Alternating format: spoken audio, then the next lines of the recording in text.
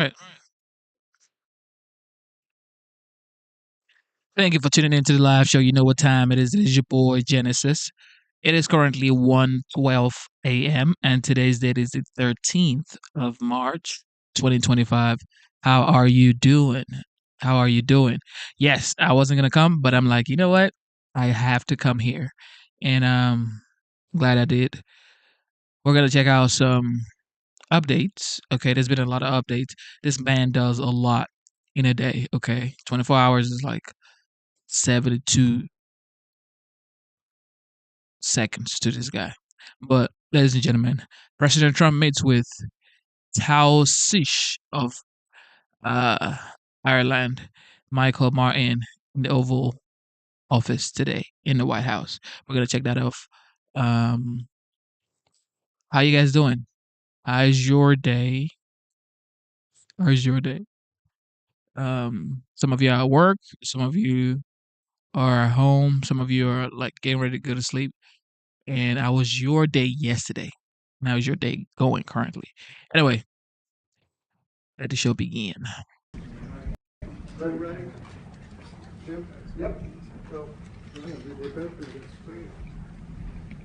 Thank you very much. It's a great honor to have Micheál Martin, Taoiseach, Ireland. It's a special place, and he's a very special guy. He did it the hard way also. He served, and then he took a little time off, and then he served again. I've heard about that. That happens on occasion. And he's done very well. And we knew each other from a long time ago. But it's a great honor to have you in the Oval Office and have you at the White House. We have tremendous business relationships with Ireland, and that will only get stronger. The relationship we have personally and every other way is very, very strong and very, very good. So I just want to welcome you to Washington, D.C. and to our country, and thank you very much.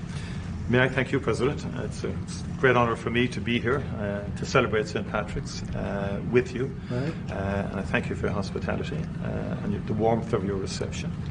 And I commend you in terms of the work that you're doing, particularly in terms of the pursuit of peace, which we discussed earlier. And I think that's going well. And you really have, in the first sort of 100 days of this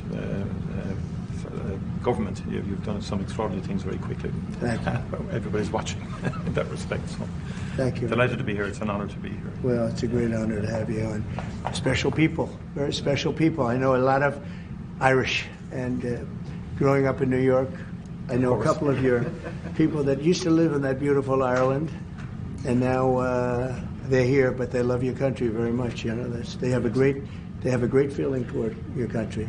They have, and a lot come back for holidays and they come back. Stuff like that, and checking out their family, ancestry, and things like that. You know. Great, fantastic people. Some go to Doonbeg as well. Yeah. And they go. We love Doonbeg. I love them. I don't know if I'll ever see it again. Maybe I won't, but we would like I to think come I back will. and see it. We'll get there. We're going to get there. It's a beautiful place, wonderful place. Any questions? Mr. President, on tariffs, how far are you please. worried? President Trump, how worried are you about the counter tariffs from the EU, which were announced yesterday? And also, how worried should Ireland be, given the fact that it has a massive trade surplus with the US, over $50 billion? Micheál Martin might be quite nervous about what you're going to tell him today. Well, I don't think he looks nervous to me. And if he was nervous, he wouldn't show it. No, we do have a massive deficit with Ireland, because Ireland was very smart. They took our pharmaceutical companies away from presidents that didn't know what they were doing.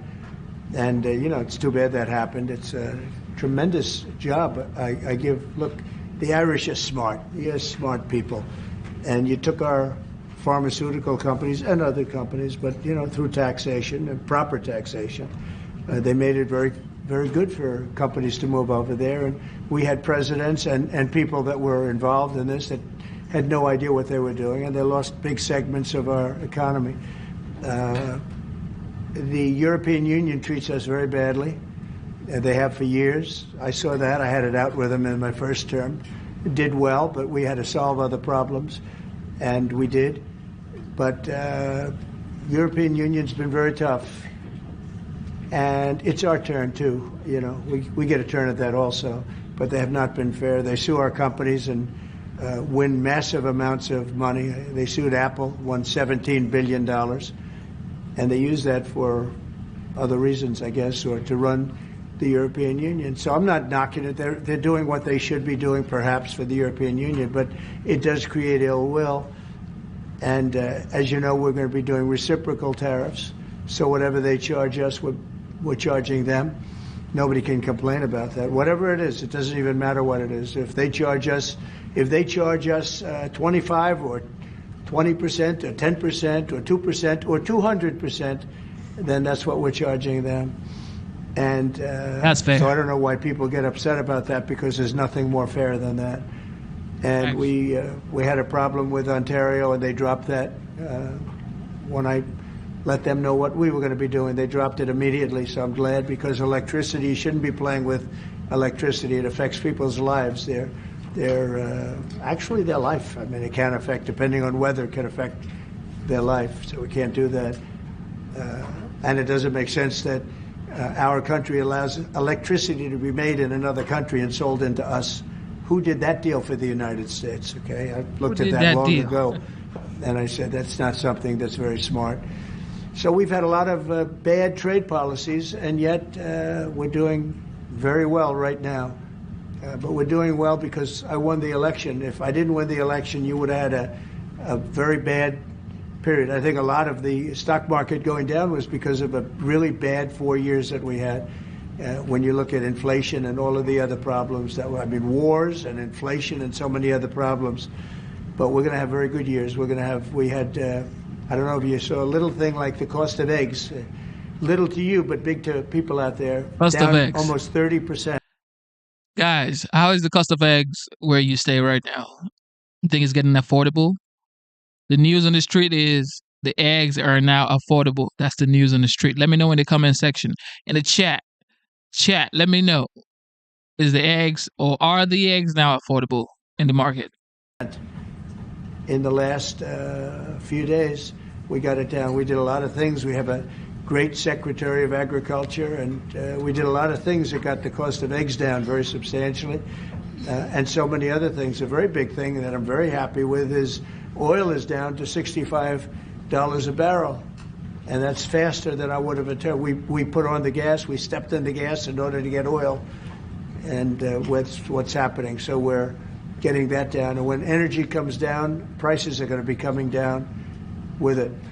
So in a very short period of time, we've done a very good job. And I think that the tariffs that we're talking about, and again, reciprocal, I think that the tariffs, there are some cases where they're a little beyond reciprocal because, we've been abused for a long time as a country. We have been abused really for a long time, and we will be abused no longer. Okay. Are you going to retaliate to the EU retaliation? Education, sir, would you describe for us, is this meeting your vision by cutting about half the workforce? And what responsibility do you feel to the civil servants who have now lost their jobs? Many of them worked at the Department of Education during the first term. Sure, I do. I feel very badly, but many of them don't work at all. Many of them never showed up to work. Many of them never showed up to work, Kelly, and unfortunately, and that's not good. And when we cut, we go, and that's what I had a number of meetings with a lot of people over the last couple of months. When we cut, we want to cut, but we want to cut the people that aren't working or not doing a good job. We're keeping the best people. And Linda McMahon is a real professional, actually a very sophisticated business person. And she cut a large number, but she kept the best people. And we'll see how it all works out. But our country was run very badly. I mean, whether it was that or contracts that were signed that was so bad, so obviously bad, and I go through them in speeches. I could go through them all day long. I could read for billions and hundreds of billions of dollars, and all of that fat and waste and fraud and abuse is being taken out. But it's incredible what's happened. Now, Department of Education's, maybe more so than any other place, has a lot of people that can be cut. They're, number one, not showing up to work. Number two, they're not doing a good job. And if you take a look at our education process, and if you look at the charts, because they have numerous charts where they do the top 40, we're at number 37, 38, 39, and 40. And recently they hit, during Biden's last few days, they hit last. So they were number 40, and yet we're number 1 in cost per pupil. He makes sure to say during Biden's term, his last week, he made it to the last position. So it's pretty bad. But we have a dream. And you know what the dream is? We're going to move the Department of Education. We're going to move education into the states so that the states, instead of bureaucrats working in Washington, so that the states. That's another thing that I support. I do support bringing the education close to home, which is the states. Okay, every state should be able to handle their own educational system and how it's going to work for the parent, homeschoolers or daytime schoolers. But yeah, I support school choice. Let me know what you guys think, though. States can run education, and who wouldn't support school choice, though? You have Norway, you have Denmark, you have Sweden, you have Finland, you have various countries that do very well. You also have China that does very well in education, which is a pretty big tribute to China, I must say. 1.4 billion, and they're in the top 10, and it's pretty amazing. So we can't blame size anymore. Normally you'd blame size. It's too big. How can you do it? But China does it. So we think when you move it back to Iowa and Indiana and all the states that run so well, there's so many, I could name 30, maybe almost 40. Those will be as good as Denmark. Those will be as good as Norway, and they'll be as good as any of these. I believe they'll be as good as any. Now, then you're going to have 10 that won't be so great. You're going to have 5 that will not be good at all, but we'll work with them and we'll get them to be good. But what we want to do is always school choice, but we're going to do school choice, and we're doing it. But we want education to be moved back where the states run education, where the parents of the children will be running education, where governors that are doing a very good job will be running education, not run. I drive through the city and I see like so many buildings, Department of Education, Department of big buildings, and by the way, they're empty. Nobody shows up to work. So I think Linda did a very good job. Mr. President, do you have a meeting with Vladimir Putin scheduled or a conversation? What would be your I won't comment on that, but we had a great success yesterday. We have a full ceasefire. If it kicks in, we have to see. It's up to Russia now.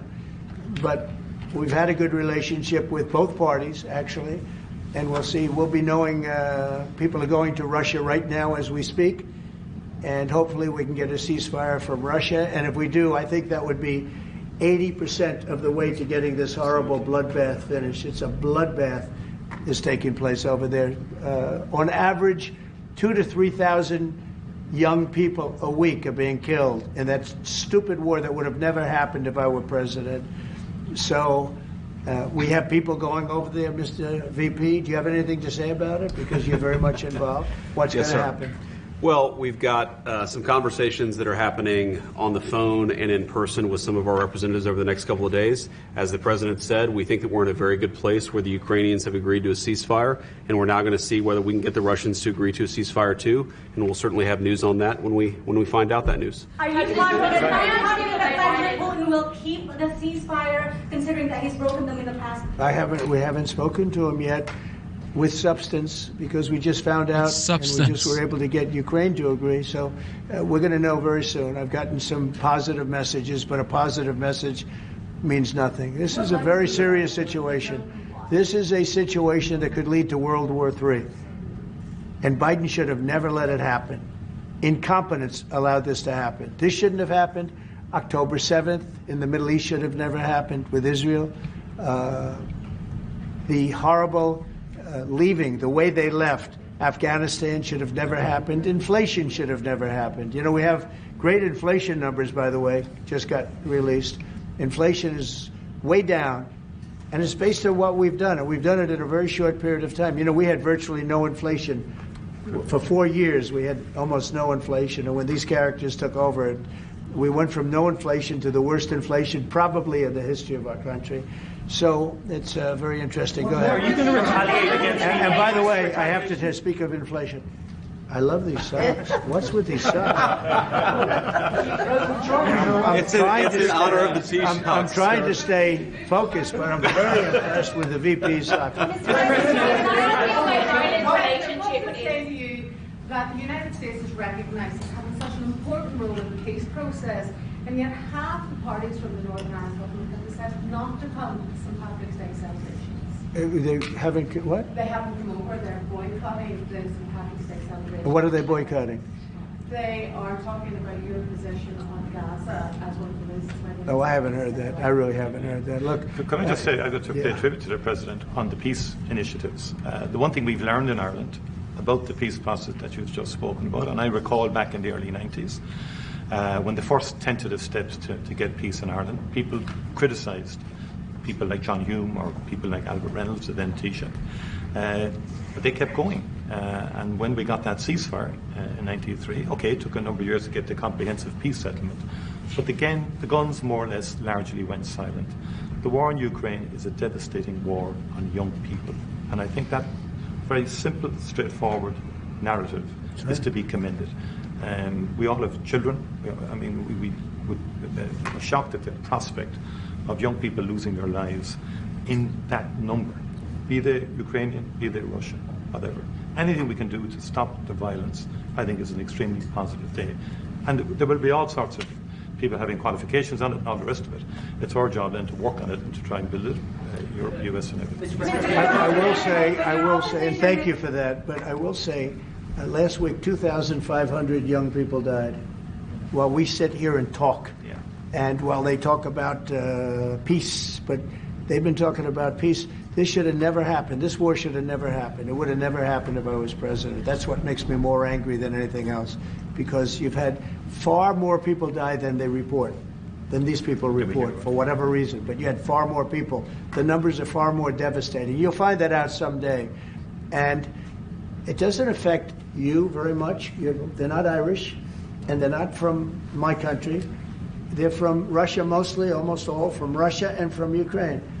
And people could say, why are you doing this? Why are you involved in that? Because 2,000 people a week are dying. And they have families, and they have mothers, and they have fathers, and they have sisters, and they have brothers and friends. And they're dying. And I've seen the pictures, the satellite pictures that we see all the time. And it looks like Gettysburg in its prime, because that was, they say, one of the most horrific battles ever. You have kids lying all over these fields that are dead because the weapons today are unbelievable, between drones and various types of guns. I'm not even talking about beyond that with the big babies. You understand what I mean? I hate to even mention the name, the nuclear name. I hate to mention it. But you have weapons today that are so powerful. And I see kids every week. I see pictures of kids laying all over the field dead. They're dead. Beautiful kids. They're dead. And they're not from here and they're not from where you are, but he's working very hard. We're all working hard to get this thing finished. It's crazy over nothing, and it's not going to go anywhere. It's just a terrible situation. And I think we have a chance to get it done. So we've gotten half of it as a ceasefire, and if we can get Russia to stop, then we have a full ceasefire, and I think it'll never go back to war. I think something will happen. Can I ask you about Ireland's relationship with Israel? There's been a lot of talk recently. The government are looking to bring in what's called the Occupied Territories Bill, which would ban goods from occupied territories. I know you met with Prime Minister Netanyahu recently. Did Ireland come up in that conversation? Did he raise any concerns about the Irish government? One thing I'll tell you, you're not from Israel, that's for sure, huh? She is definitely not from Israel. It's an interesting question coming from you. We talk about everything. Israel has been under siege, as you can see, and they had to fight back. October 7th was a terrible thing. People don't like to mention it, but it was a terrible, terrible day in the life of the world. And it's amazing the way people don't mention that, but it was, I've never seen anything like it. Those are other clips I get to see. You know, as president, you get to see clips that you'd rather not see, but I see clips, and that was a terrible day for the world. I see clips. And we're working hard with Israel. We're working hard to see if we can solve the problem. I will say I just saw 10 hostages, and they were treated really badly. They were really treated badly. I was shocked. I asked them, was there any kindness shown? They were in there. One was in there for 500 days. One was 323 days. I said, was there any, 10 of them, I said, was there any kindness displayed? Like, did they ever, like, say, don't worry, you'll be okay? Or give you a little wink, or give you, like, an extra slice of bread or something? And everybody said, all of these people said, zero. It was hatred. It was pure hatred. So, I mean, that's a very deep-seated problem. Could you give the Taoiseach some advice? Could you give the Taoiseach some advice? Ireland is in. How can you not come to the conclusion that this person actually wants peace? He's advocating for peace. Every single time he talks to the press, he's always advocating for peace. And yet this person's supposed to be the divider, the bad person. Come on. Yeah, this guy right here. I'm proud I voted for Trump. In the midst of a housing crisis now, and I know you've a lot of experience as a businessman, how can the state build tens of thousands of houses at speed? You know why they have a housing crisis? Because they're doing so well. They can't produce houses fast enough. Yeah, that's a good problem, not a bad problem. Very good answer, President. No, it's true. Will you put more tariffs on the EU, Mr. President? Mr. President, will you? Everybody should have that problem. That's okay. Will you put more tariffs on the EU? I know this gentleman. He'll get it solved. Will you put more tariffs on the EU? Will you respond to their retaliation? Oh, of course I'm going to respond. You will retaliate The problem with more is tariffs. our country didn't respond. Look, the EU was set up in order to take advantage of the United States. Including Ireland? Is Ireland taking advantage of the US? Of course they are. I can't, you know, I have great respect for Ireland and what they did. And they should have done just what they did. But the United States shouldn't have let it happen. We had stupid leaders. We had leaders that didn't have a clue. Or let's say they weren't business people, but they didn't have a clue what was happening. And all of a sudden, Ireland has, you know, our pharmaceutical companies and other this beautiful island of 5 million people has got the entire U.S. pharmaceutical industry in its grasp. And, you know, you mentioned housing and you mentioned other things. I mean, I have property in Ireland, as you know, and I love it. It does great. But I'd like to see the United States not have been so stupid for so many years, not just with Ireland, with everybody. You know, I looked at trade deals. I was telling the group yesterday, I looked at trade deals in term one. It's one of the reasons I decided I had to do this, because somebody had to straighten it out, and I didn't see anybody that was going to. I looked at trade deals that were so bad, I'd actually say, how is it possible that this could have happened? Who would have been so stupid to let these deals happen? For instance, when the pharmaceutical companies started to go to Ireland, I would have said, that's okay if you want to go to Ireland. I think it's great. But if you want to sell anything into the United States, I'm going to put a 200% tariff on you.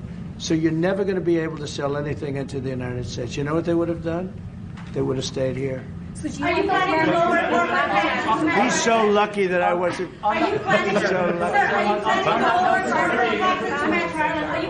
lower corporate taxes to match Ireland? Well, we are planning to lower taxes, yeah, if the Democrats behave, but the Democrats have no clue. You saw that the other night during the speech. 2 young women were slaughtered by illegal aliens. 1 young man has very serious cancer and many other problems. We look at the people up there, they all had difficulty, very serious difficulty. But when we're talking about 2 young girls, beautiful young girls, Lake and Riley, you know, you know the whole story. That evening was a disaster for the Democrats, in my opinion. And I would mention, and I'd see 2 mothers that were inconsolable as they stood, crying. Their daughters have been absolutely just destroyed, killed, viciously killed. And the young man who loves the police departments, he had cancer and has cancer, very bad cancer. There wasn't from people sitting there, Democrats, there wasn't a hand clap. Nobody stood. They were just stone-faced. These people are sick. There's something wrong with them. There was no standing for anybody. The only thing they liked is when they heard about the death taking place with Ukraine. They were happy about that. They were happy about that. Pocahontas was very happy. She's the one that was slapped. That's why I looked at her. I said, oh, it's Pocahontas. These people are sick. They don't know what's happening in the real world. The Democrats have to get their act together. And if they don't vote, then what you're going to do is you're going to have taxes that are going to go through the roof. You're going to have a very bad time. You're going to have some very bad things happen. And people are going to blame the Democrats. And Schumer is a Palestinian as far as I'm concerned. You know, he's become a Palestinian. He used to be Jewish. He's not Jewish anymore. He's a Palestinian. Okay. On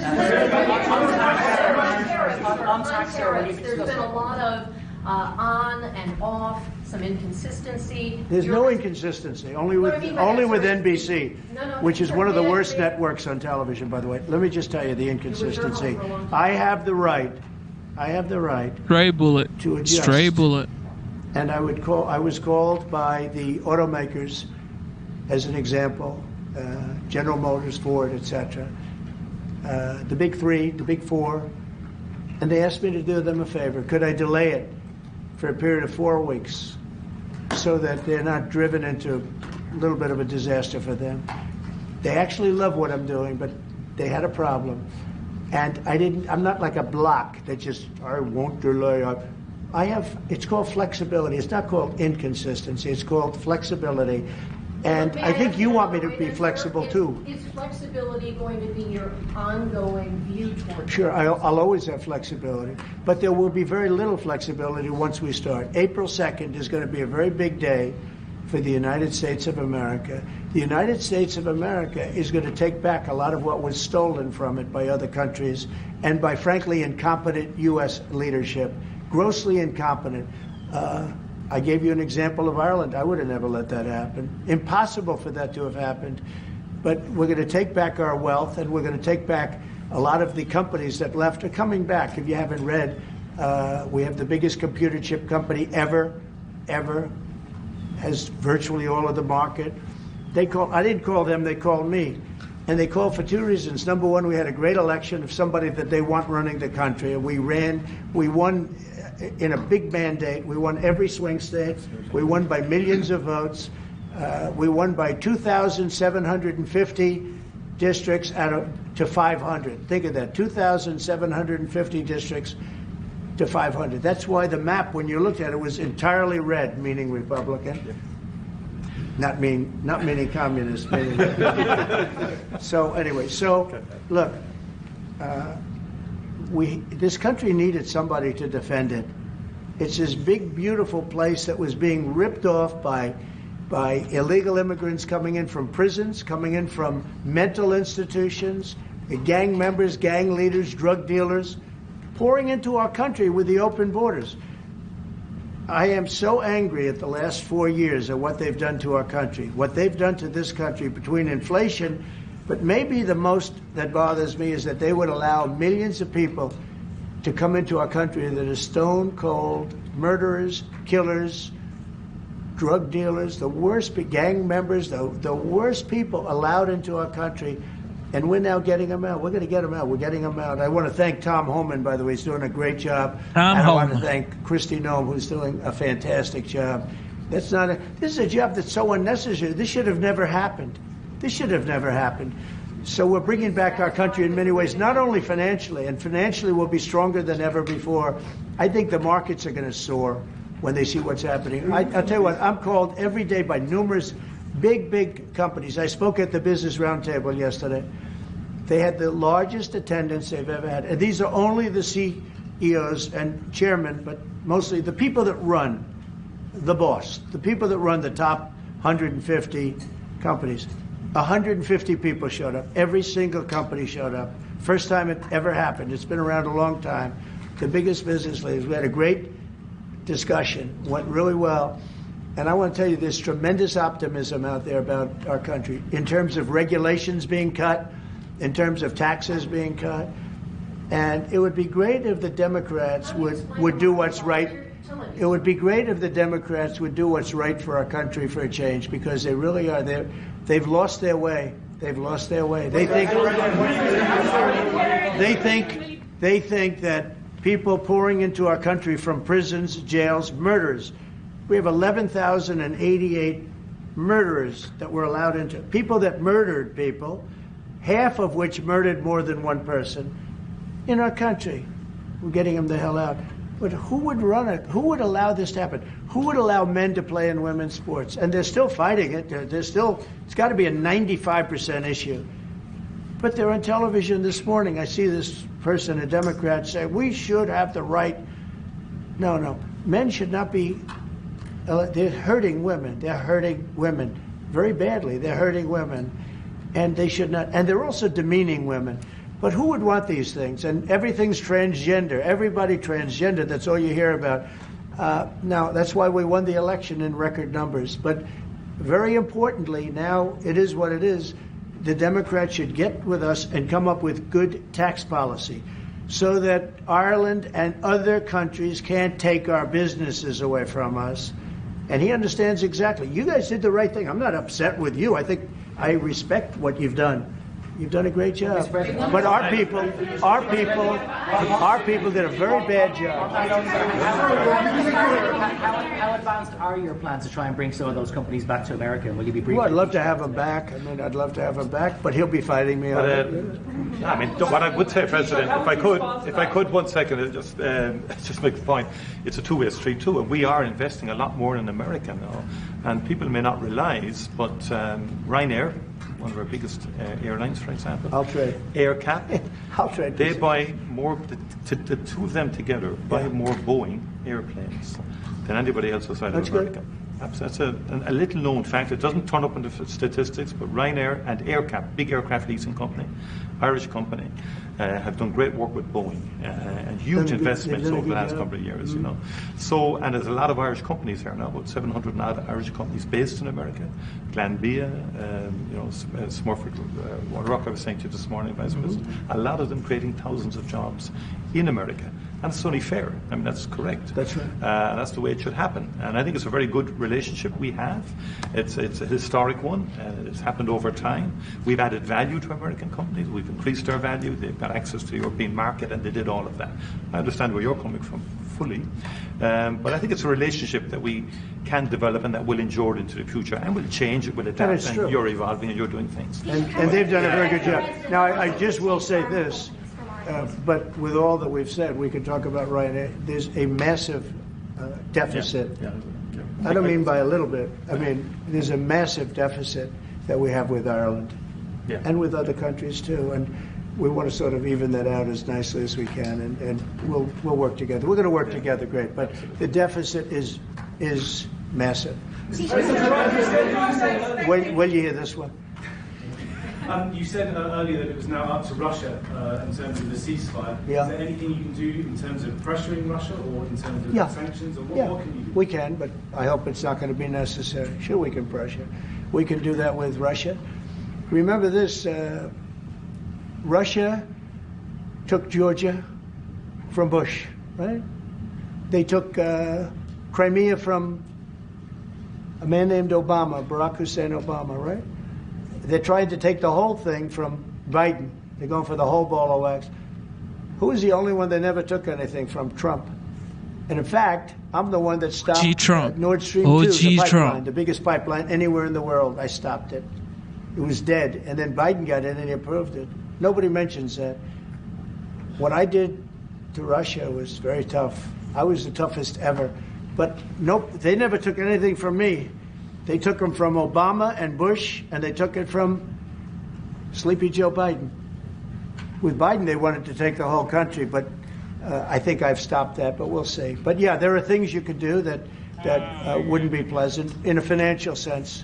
I can do things financially that would be very bad for Russia. I don't want to do that because I want to get peace. I want to see peace, and we'll see. But in a financial sense, yeah, we could do things very bad for Russia. It would be devastating for Russia, but I don't want to do that because I want to see peace. And we're getting close to maybe getting something done. We've got Ukraine done, and as you know, I've always said that Ukraine might have been the more difficult party. You were here a week ago when some interesting things happened. I had somebody that didn't seem to want peace. Now he's agreed to peace. So we'll see what happens. Brian? Brian? Yes, Thanks. Thank you. First, we'll congratulate you on your lower inflation core rates. Thank you. Gas prices going down, airline prices going Gas prices going down, egg prices going down, inflation is going down. The peace deals are coming to fruition. The border is secured. The economy is coming back. Power is back. Greatness is back. Come on, y'all. Give this man his flowers. In 51 days. He's only been here for 51 days, ladies and gentlemen. And he's gotten all this done. The fact that Ukraine and Russia are about to have a ceasefire deal, because that's going to happen. And when it does happen, can somebody tell the Nobel Peace Prize, whoever is in charge of the Nobel Peace Prize, to give this man his Nobel Peace Prize that is due? He's been due since he did the Abraham Accord. But we're not going to complain about spilled milk, okay? Moving forward, when he does get this ceasefire deal with Ukraine and Russia and the deal is finalized, somebody give this man the Nobel Peace Prize. Thank you. going down. This is for the Irish gentleman here, if I can see you real quickly. Welcome, United States. You look great. Thank you. Nice to. Now you feel good. He knows. What's coming next? Ran on MAGA, Make America Great Again. If you could run on MEGA, Make Ireland Great Again, what would your number one issue be for people in Ireland right now to make your country stronger? And I've got a two-part question to that as well. This man is so influential, y'all.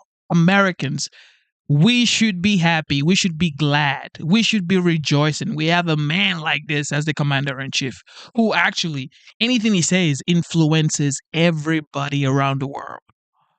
Not just because he's the American president. Of course, he's the leader of the free world. However, it's like he is just a very influential human being by himself. Now he has the power of the presidency. Let's take advantage of that and create the success he's trying to create for America. Like, Jesus. Yeah. The number one issue in Ireland is housing, to be honest. And we literally have a winning team right here. Like, all the cabinet members from the executive power down. It's a winning team. It's just, especially for Republicans, okay? I see some Republicans already complaining. You better chill and let this man work. I think it was correctly pointed out. We've got to build more houses. We've got to build them faster to give the young people of Ireland an opportunity to afford to buy a house or to afford to rent a house. We have a lot of other good things happening. That's my number one priority. Wonderful. Are you trying to and my confirm second part question to this, Ireland is known for very happy, fun-loving people, great attitude, many in this room right now that I've met.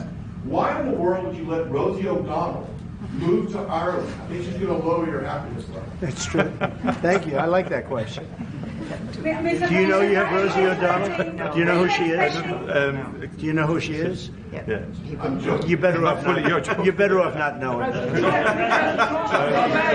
Prime Minister, are you expecting to inform the President your views on Gaza, considering that you have diametrically opposed positions on the state of Palestine? Your country is one of three in Europe that recognizes the state of Palestine. Are you expecting to discuss this with the President? Are you expecting to inform him? I don't have to inform the President. He's very well clued into the whole situation. We shared the President's, again, unrelenting focus on peace. And he's envoying the President himself, as soon as he came into office, went to get a ceasefire. We've been calling for a ceasefire for a long time. We want to consolidate the peace. That is our fundamental aim. We want the hostages out. I've been saying it from day one. It's horrific to... You have a president who is negotiating ceasefire deals. Okay. Bringing back hostages. And you're there on your phone. This man isn't doing nothing. Man, I don't like Trump. He's racist. You in your home, in the comfort of your home, he's negotiating ceasefire deals, bringing back people who have been held hostages for years, for months, for days. He's not doing. Man, you better eat your pizza. To do to take someone as a hostage. And I went to Kibbutz Be'eri after October the 7th in solidarity with Israel, and that gets forgotten. And I went a week or two afterwards. I saw the kibbutz It was a shocking thing to see, even though it was a week or two after the horror. It was a village, you could see life going on prior to the attack. It was something that will not leave me. And I've been interested in the Middle East for a long, long time. It's complex, and it's all of that. But we do desperately need the hostages out, all of them. It's been far too long. Let me finish. And then we need a ceasefire. We need to consolidate that. We need a surge of humanitarian aid into Gaza. Because again, there's too many children and too many people starving. And so on. Just too many. And it's that humanitarian impulse is what motivates the Irish in respect of its views. And I see people in the comment section. Not even in this comment section, okay?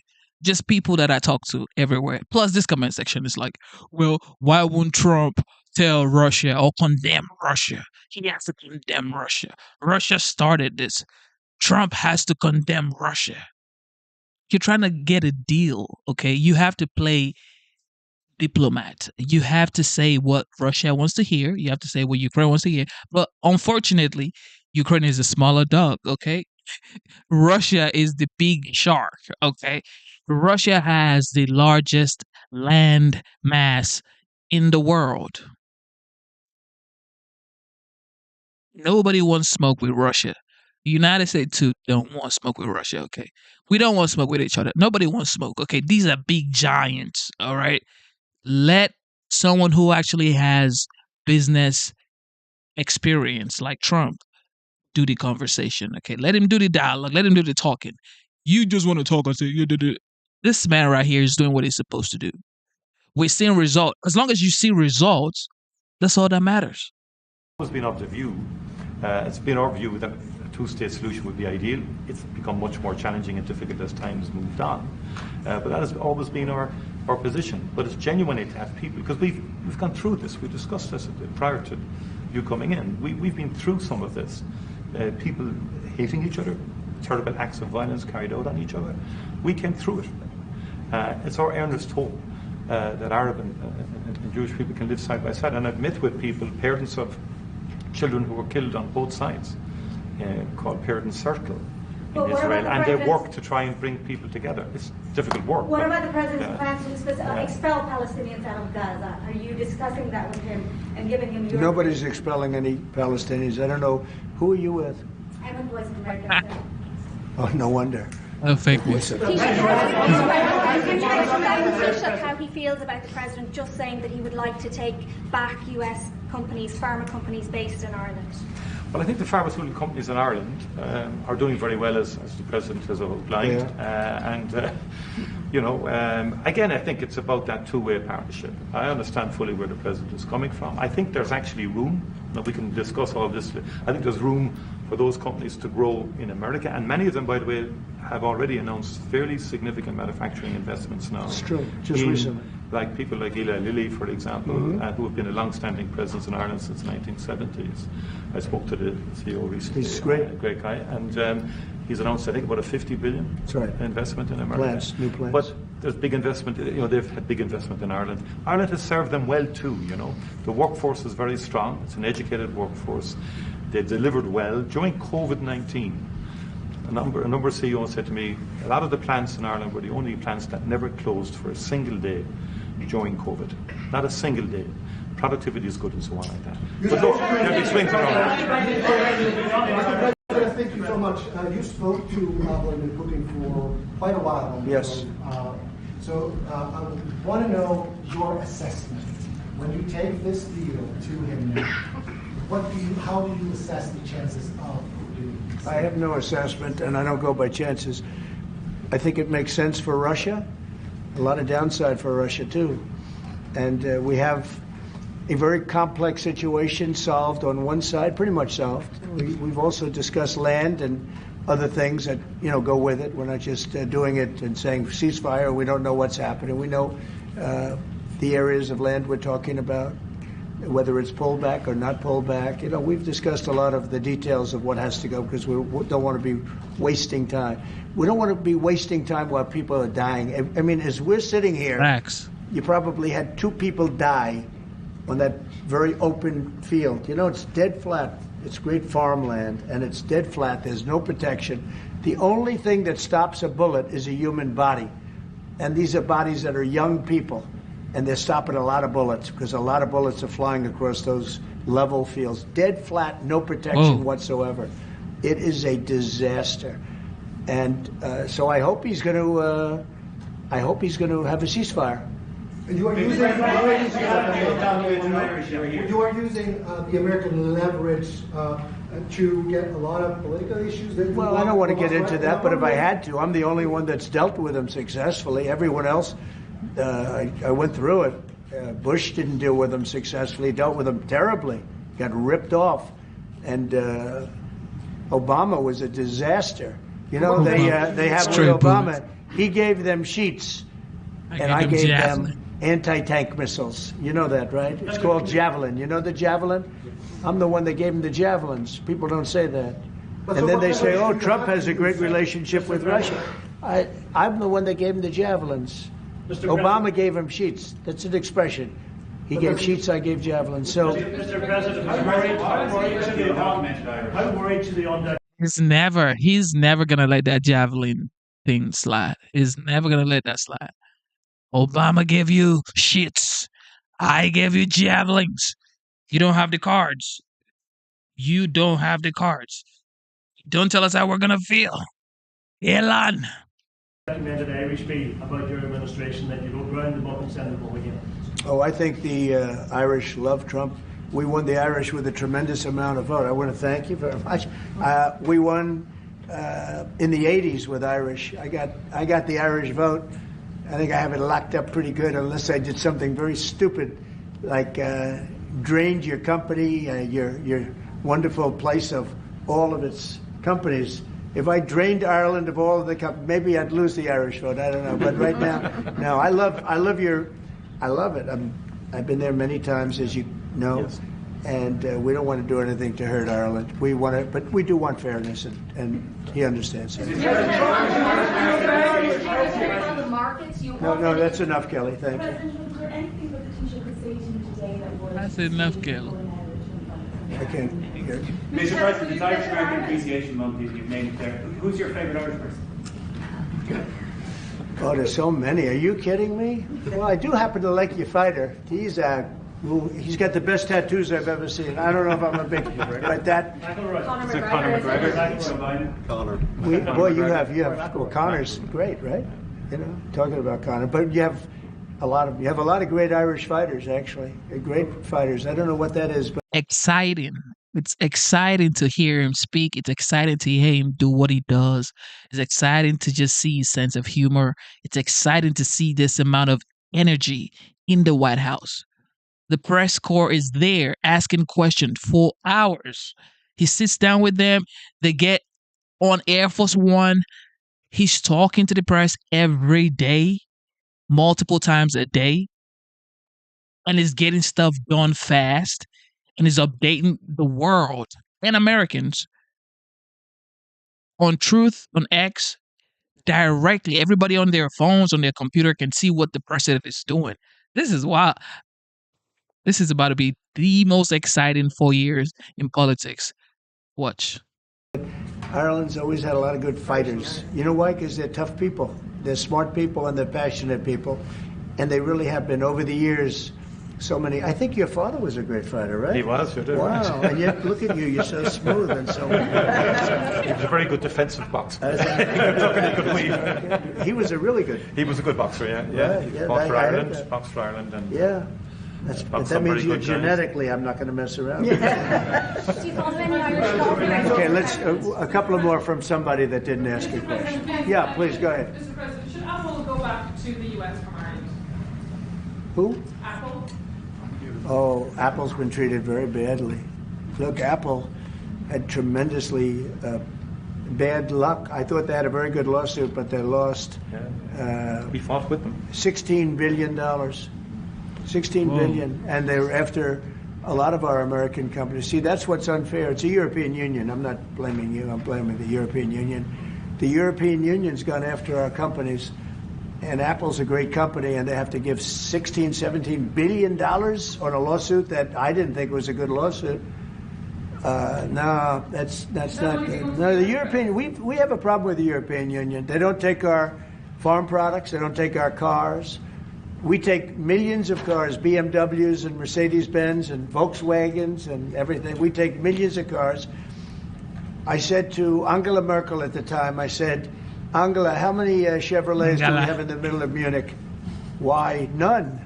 I said, you're right, we have none. That's the way it is, we have none. No, I'm not happy with the European Union, I want to tell you. And, and we're going to win that. We're going to win that financial battle. It's a financial battle. European cars, Mr. President?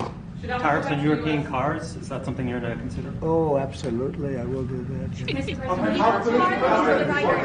Think of it, they have millions of cars coming in, millions and millions of cars. One of probably the largest. Japan's very big too. But, and they don't accept our cars. We make great cars. They don't have our cars, but we have their cars. They don't have our farm products. We have the greatest farmers in the world. They don't accept our farm products, so we accept theirs. So, you know, things are going to change unless they do what they have to do. And they know what they have to do. This is not going to be a tough battle. In my opinion, not going to be tough. Just like when Ontario charged us, everybody said, oh, they just charged. I said, this will be won in 1 hour. And they announced what we were going to do, and they withdrew their little threat. And what they don't say in Canada is that 270%, have you ever heard that? We have tariffs on dairy products from Canada of 270%, going up to 400%. You never hear that. Canada's absolutely one of the worst. And we, when I say worst in terms of charging tariffs. The dairy. Trump is so transparent. He has an issue with Canada, and now he's telling Ireland, can you imagine? We have this with Canada. This is another country entirely. And he's talking to this person about Canada. Like a father, basically. Products. They charge our farmers 240, 250, 270, and 400%. Okay? Think of that for dairy product. And we charge them like peanuts. You know why? Because we've been improperly run for so many years. I had that all settled in my first term. But then, of course, Biden, you know, he let everything go to hell. One of the things we did is we took from China hundreds of billions of dollars, and I have great respect for President Xi. But he understood that. He understood it was a one-way street, and you can't have a one-way street. Okay. One more question. Can you say which countries you might target in your next travel ban? Say it. Can you say which countries you might target in your next travel ban? Wouldn't that be a stupid thing for me to say? I said, which countries am I going to target for the next travel ban? As part of the, can you believe somebody would ask that question? As part of the... Well, we're going to talk. We're going to be talking really to the European Union. You know, I will tell you this one little, we'll end it with this. So I have a property, a big property in Ireland that you know well. It's one of the most highly rated hotels in all of Europe. It's beautiful. At Doonbeg. It's a beautiful 600 acres on the ocean, and everybody knows it. And we have a beautiful hotel. And I was going to do a project there, a big expansion of the place. This was when I was a civilian, before the presidency, before I even thought about the presidency. But I was going to do a really beautiful expansion of because it does very well. And I got the approvals from Ireland so quickly. They were so professional. They wanted it. You know, it's economic development, it's jobs, it's construction jobs, a big expansion, beautiful expansion. But I was told something that bothered me. They said, sir, you also have to get approved by the European Union. I said, why do I have to go to the European Union to expand a hotel that's in Ireland? They said, well, that's the way it is. I say, well, shouldn't that go fast? They said, no, it'll take at least 7 years. What? You gave me the approval in about 4 weeks. It was a beautiful professional. If you took 4 years, you wouldn't have done a better job. You know, everything was done environmentally, everything. There's no reason to take very long. I had everything from Ireland in 4 weeks. And then I hired somebody. He said the process will be from 5 to 7 years. Whoa. And I said, oh, really? And then I found out that they weren't playing games. Now, think about how bad that is for your country. So that was my first experience with the European Union, and I dropped the project. I just said, I'm not going to do that. I'm not going to go 7 years to expand something. But I have to. I'll hand it to Ireland. You were so professional, so good. But I don't know why. European Union had to approve it, and with them it was deal. And that's the European Union. So it was a very bad experience I had. Just say, President, you have the distinction of being, I think, the only president that has physically invested in Ireland. That's through your Doonbeg. And it's been a good investment. And I mean, for anybody, you should go there. It's just stunning. I love this. No, I mean, seriously, even if you don't play golf, I mean, it is a stunning landscape. Yeah. Your people have restored it very well, and our people are going to continue to work with you on that piece to do it all sort of effectively and so on like that. They've had a great relationship. But it is, and the local people. My local councillor Rita McInerney texted me last week to say, tell President Trump to thank his family for the way they've worked with the local community and for the work that they've done. Yo. This should be a criteria for any president. Anybody who's running for the executive office, you have to already be a successful business person. Or whatever you're doing, you should already have some sort of success doing it. I mean, take a look at a president right here. He has personal investment in other countries. So when people talk about foreign policy, Trump doesn't know anything about foreign policy. What does he know about foreign policy? He doesn't know anything about government. He doesn't know anything about order. He doesn't know anything about policies. He's been doing this for years. The only difference is he wasn't the president of the United States, but he was giving money to the Democrats back in the 80s, 90s, funding the politicians. They loved him back then, but now it's the black sheep.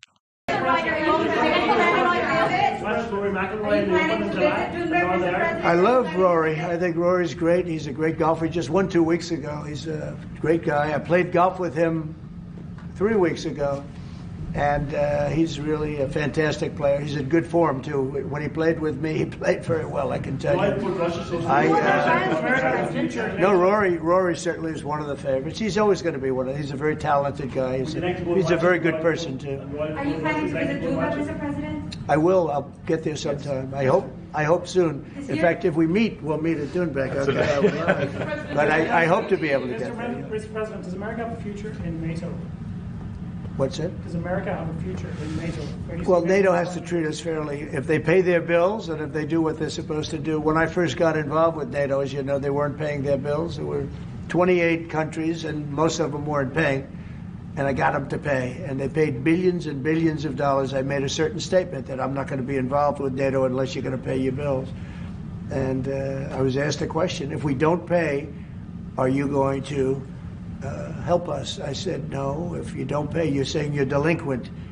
A real estate term. You're delinquent. You're not paying your rent. You're not paying your bills. If you're not paying your bills, I'm not going to help. And everybody we took in. Your Secretary General will tell you, he was very generous to me. He said, I've never seen anything like it. Money came in by the billions and billions and billions of dollars, and NATO became much stronger.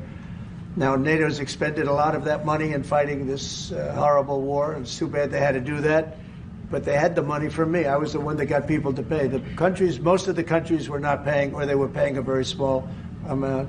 So we'll see. But NATO can be a force for the good, absolutely. Would you like to see Ireland join NATO, Mr. President? That's up to Ireland. Well, do you think Ireland and the EU are too close? Do you think that perhaps, like you said... We are very close. No, Ireland and the EU, do you think there's too close a relationship there? Do you think there needs to be a separation? Like you said, if you can't get planning permission when you can get it in Ireland, but you can't get it in the EU, do you think... Well, look, I can just tell you about my personal experience, that Ireland treated me very well, and the EU was terrible, and they stopped really a magnificent addition. It wasn't a big deal from the standpoint of the world. It wasn't like the things we're talking about now, but it would have been a very beautiful addition. And they stopped it, which is bad for Ireland. And I don't know why. I don't know why it would take 5 to 7 years to get something approved, but that's what it was. Thank you all very much. Thank you. Thank you. We're headed out. And thank you for tuning into the live show. You know what time it is. It is your boy Genesis. Double tap your screen, subscribe to the channel. Join the memberships. It is $4.99. All right. So How do you rate the president so far? The 47th president of the United States. How do you rate him so far? Let me know in the comment section. And do you think the economy is going in the right direction? Let me know. All right. Let's keep going. About 36 minutes today, the South Lawn of the White House was transformed into a Tesla showroom. A live advertisement featuring the president and the man he told Congress last week headed the Department of Government Efficiency, Elon Musk. Now, this was, as the president described it, meant to be a boost to Musk and Tesla, specifically encouraging people to buy those cars. They are having sales issues right now, as you may know, and the president was wanting to help his largest donor. The event took place at the same moment financial markets were plummeting for a second day after weeks of declines, hurting investments and retirement savings. Many economists point to President Trump's tariff policies and the uncertainty around them. A much deeper route was avoided today as the White House eventually walked back Trump's early morning threat to double tomorrow's steel and aluminum tariffs on just Canada. Still, 25% tariffs are scheduled tomorrow for all nations. And there's a highly anticipated inflation report out tomorrow morning. The president spent little time discussing any of that publicly today. He had Teslas to sell. So what is this one, Elon? That's a Model Y. That's a Model Y, so I have a lot of information including the price. Yeah. I want to make a good deal here. You know, I do notice this. They have one, which is $35,000, which is pretty low. What is that all about? Yeah, what is all that about? Indeed, a photographer for Getty Images captured this shot of the script the president was reading. You may recall this happened a number of times to President Biden as well.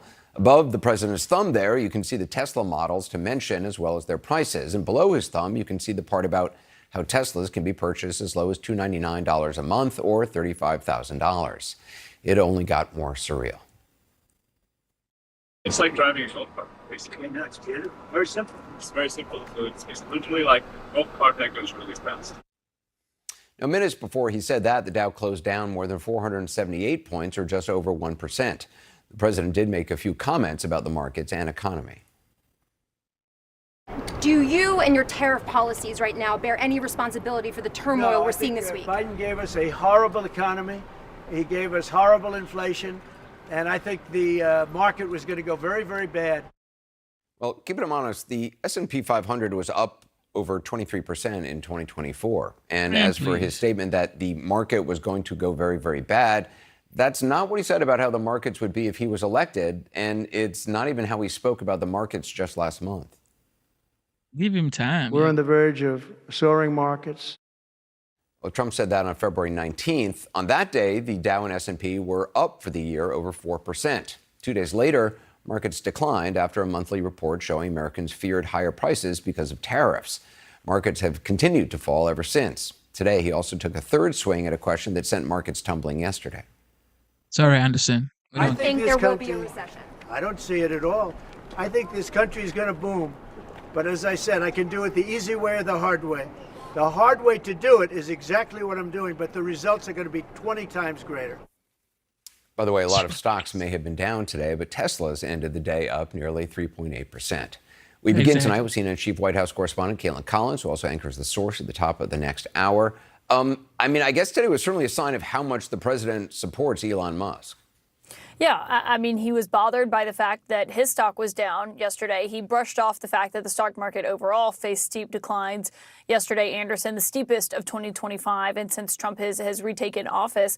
A lot of that, I think, also is in part because, one, Trump is completely serious about his tariffs that he has imposed. Obviously, he's imposed more tariffs in just the last few weeks since he's been in office than we have seen before. And I think, when he had that meeting with the business roundtable this afternoon, about 100 of the top corporation leaders inside the United States, a lot of them had hoped that on the campaign trail, when he talked about tariffs, that it was really just bluster and what we were going to see ultimately with the economy. Obviously, it's not, because we've seen he wakes up in the morning, he was upset with what the Premier of Ontario said. He then said he was going to double the steel and aluminum tariffs that are going into effect at midnight tonight on Canada. They're going into effect. Trump is just wild. Like, no chill pill. He wakes up in the morning, he asks whoever is around him, maybe his media team, he says, yo, who is playing with me this morning? Check it out. And the person says, sir, the Canadians are playing with you. Trump says, what did they say? They said they were going to turn off the electricity. It says, tariff the goddamn aluminum. On all the trading partners, but he was going to double the ones on Canada. And when he was at this event with Elon Musk, he backed off of that after a call between the premier and Howard Lutnick. But it also really just speaks to his mindset and his view of the stock market overall, Anderson, and how he is not pulling back from his plans when it comes to tariffs just because of the negative reaction from the stock market. Now, with Elon Musk and the Teslas here, I mean, this was something that the president wrote late last night on social media that he was going to be doing today. I don't think anyone realized that it was going to be to the degree of which it was in the South Lawn, where he was touting the Teslas, getting inside of the cars, asking about how much they cost and just going through what they look like. But that obviously had to do directly with Elon Musk's stock being down because of, in part, his role and the tariffs and what the stock market has looked like overall. Yeah. Caleb. The truth is, he knows he can drive sales. Okay, so doing this, he knows Tesla is going to sell more. But the fact that he actually did it for an American company, that is commendable. I mean, you can argue it's Elon Musk. He campaigned for him, whatever you want to say. They're close pals, whatever. But don't forget, the company, Tesla, is an American company. And it's one of the companies that's like making America shine around the world.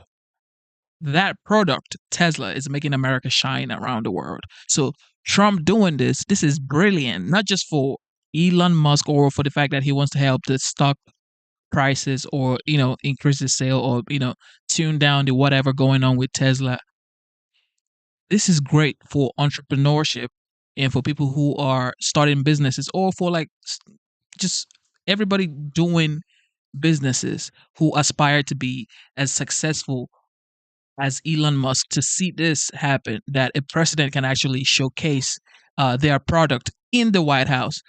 To me, that's commendable. I mean, you could argue about the intentions, but overall, to me, this is something that is commendable because it's an American company and America first.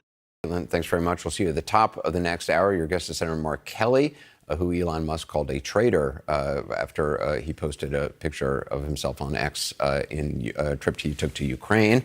Appreciate it. Joining me now is Senator Amy Klobuchar, Democrat of Minnesota. Hey, Anderson. Thanks for joining us. Got a lot to talk to you about. What goes through your mind when you see the president doing what he did today, essentially pitching Elon Musk cars on the front lawn of the White House? So the president is now doing promo videos for his buddies' cars. That's what I think. Okay, here we go. At the same time, you've got chaos up, Promo corruption videos. up, costs up, and the market down. What he should be doing is going in and seeing the effects of these tariffs on our farmers and our ranchers, on small businesses, on manufacturing, and on regular people. I mean, it's like over $2,000 tax on an average family with these tariffs. And even the threat of them is creating economic havoc, as you see in the stock market. What's the impact on your state? Well, we are actually a state that's the fourth biggest state, Minnesota, for agriculture exports. 20% of what our farmers make and what our ranchers make, they go to other countries. Those are big markets. We like to sell things to other countries instead of the ships going one way. We want to sell stuff, and it's going to make it really hard to do. Lumber, that's going to affect everyone with housing. Because lumber's going up, coffee's going up. You all know eggs is going up. We also have many successful companies that do a lot of trade. And so I've always been a fan of targeted tariffs when they're necessary. But this is not targeted. He has gone across the board with what he's done with China at 20%. I mean, that is like soybean markets for so many American farmers, or what you see happening right now with even the threats in Canada. And we used to, Minnesota and Canada were like this. But when people are booing each other's teams at hockey games, he has really caused a divide here that I think is going to be hard to fix for tourism and the like. So this is bad news. And instead of doing promotional videos for his buddy, he should be out there promoting America, helping America recover from these policies and getting us in a better place so we actually work on housing and childcare and bringing healthcare costs down. That's what should be happening right now. The Canadian province of Ontario, they're suspending its promise to add a 25% surcharge on exports of electricity to some U.S. states, including Minnesota, after Premier Doug Ford had this conversation with the Commerce Secretary Howard Lutnick. I want to play you something that Peter Navarro, President Trump's senior trade advisor, said to Jake Tapper earlier today about that.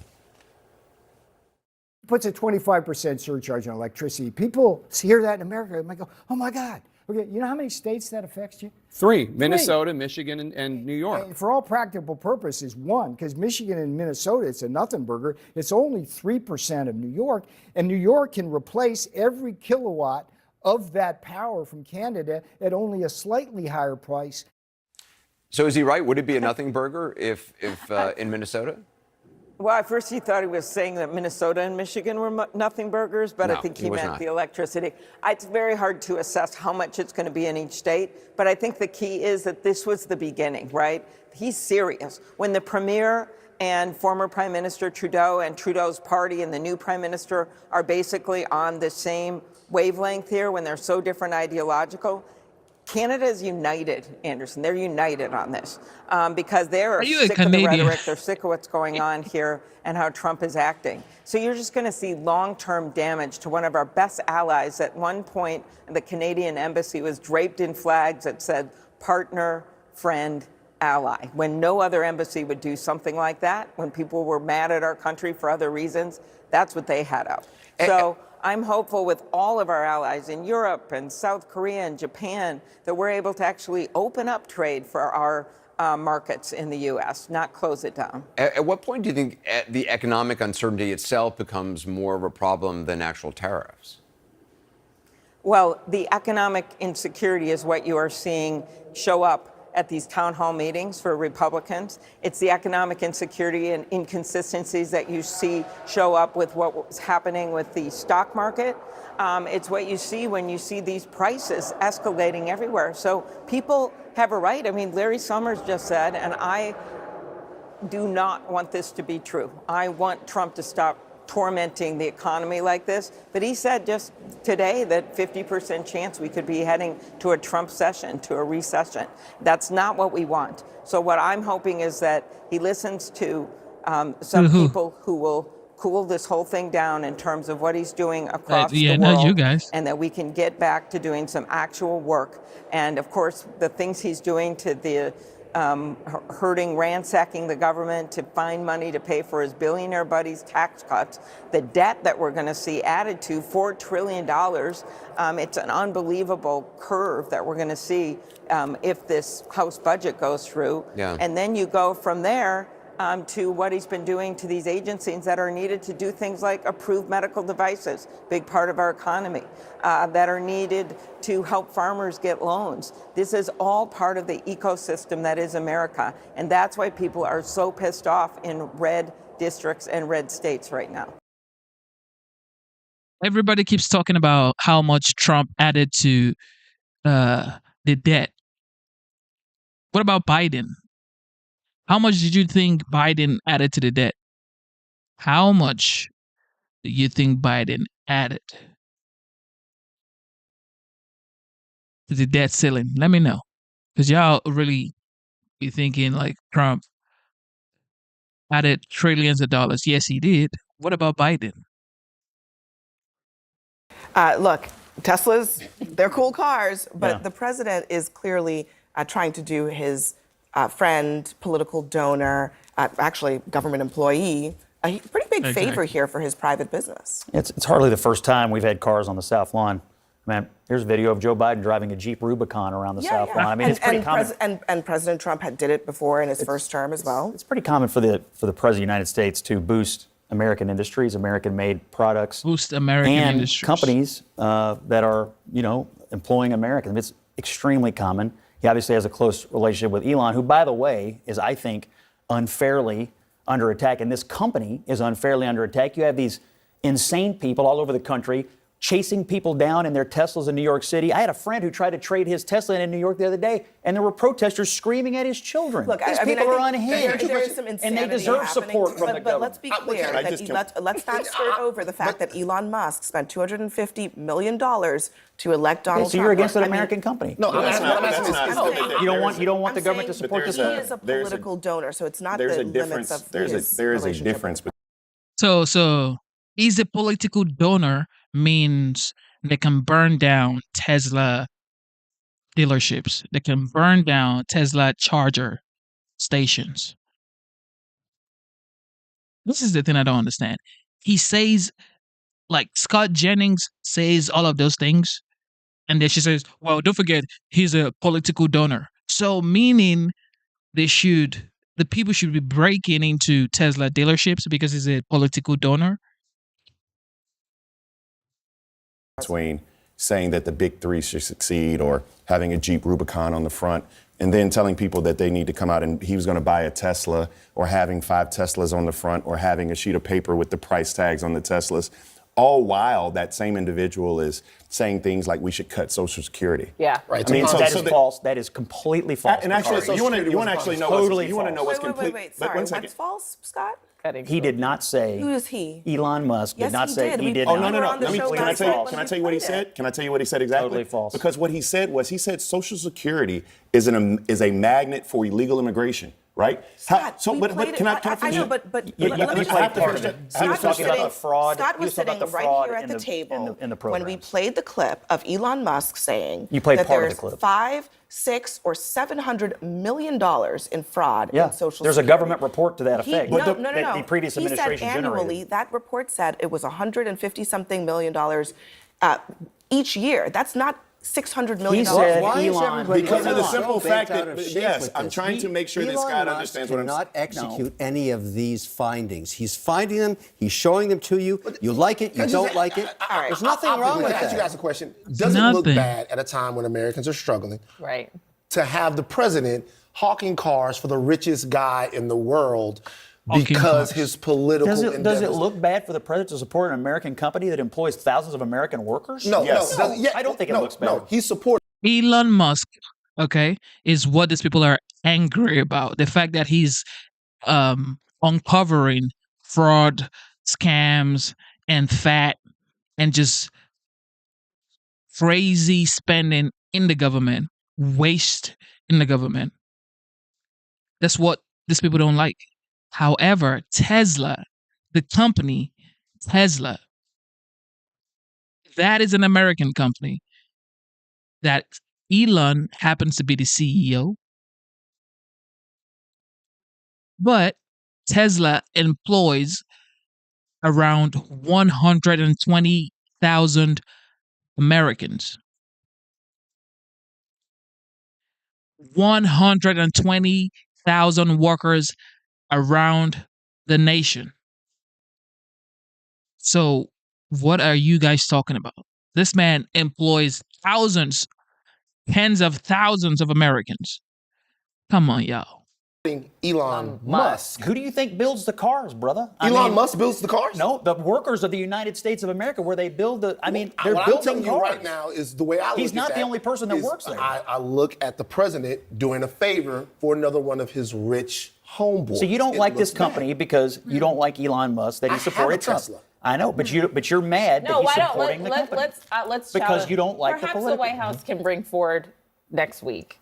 Fine. And then Chevy, because when they're routinely at the White House. And in fact, during the Biden administration, they were at the White House, and he excluded Elon Musk. Yeah, and that's why. How about some small businesses? How about Brooklyn Tea or a small black business? Apparently, Donald Trump needs a car. Let me play what Trump also said about what we were talking about, Scott, the vandalism, the criminal activity that's been going on around Teslas. Listen.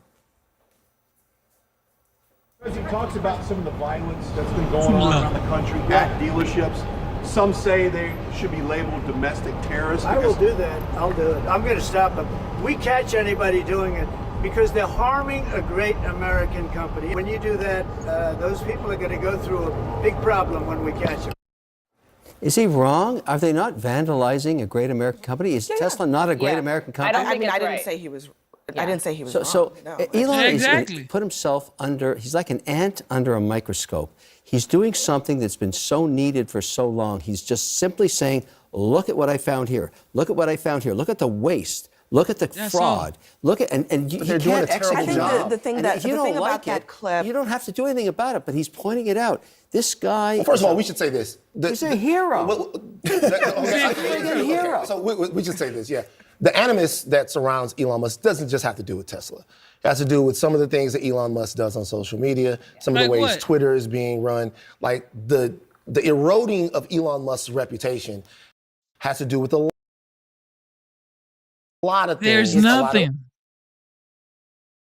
His reputation. He's doing it, and he's a The hero. point of that clip, he's not a Kevin, hero. Let me and explain. hold on, Let me the give point you of one that example. clip, Kevin and Van, was also that Trump seemed to agree that there should be domestic terror charges for people who were. Why are they singling out accused. Teslas? I mean, why? Because Elon Musk supports Donald Trump. These people are Exactly. chasing So you- Tesla owners. They might chase you someday. So you agree They're on chasing sign on Tesla. mine. you agree on the domestic terror? Purchased in 2019. I don't know. Look, Elon Musk currently holds a position of trust in our government. He is a top advisor to the President of the United States. And there's clearly a bunch of people out there who are targeting him and his products specifically. If that's not terrorism, I'm not sure what is. They are terrorizing people who bought Let me an Elon disclose Musk something product. I think I should say. My son works for Elon in Fremont. He goes through a gauntlet of protesters every day to do his job. It's outrageous. That's America. I think that's the way it okay. goes. It's not okay. actually, no. It's Let not me okay. clarify. I do not think when you disagree with somebody's political views that violence or destruction of property is the way to go. I'll say that. I've said that before on issues that I agree with, on issues I disagree with. There's a different way. But when you decide to go into the public forefront, to work in government, you do expose yourself to, we have a First Amendment for the reason. You go through, people protest. That's not I don't think vandalizing, that though. people should not be able to protest because you think Elon Musk is a hero and your son works there. I think that if you don't Vandalizing. agree with I him, just want to protest. disclose. Nobody said don't protest. Everybody, come on, man. She getting me all walked up. Look, you can protest if you want, all day, any day. But you should not be vandalizing a vehicle. You cannot go into a auto dealership and then start breaking stuff, vandalizing stuff. And then you say, I'm protesting, peaceful protesting. Come on, that ain't peaceful. That I'm proud of that he's finding the waste, the dripping fat. I the don't think that's what inefficiency, he's doing and the now. corruption of government.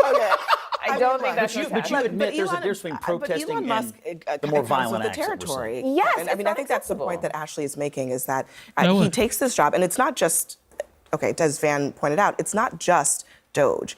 Elon Musk is a target because he's pushed, frankly, the great replacement theory on social media, which people consider to be a white supremacist theory. He's done a lot of controversial things. There's in his been life Nazism that on has his- Look, a he's lot a of controversial guy. things. He takes so the it's heat not every day. just the Doge. Why don't we form a committee? As soon as you start making progress, as soon as you start getting momentum, as soon as you start making a difference, they say you're a racist. They say you're a white supremacist. Now Elon is here. This man went from making great cars, saving the environment, the ozone layers, to he's a white supremacist. Committee tonight saying Doge plus 20%.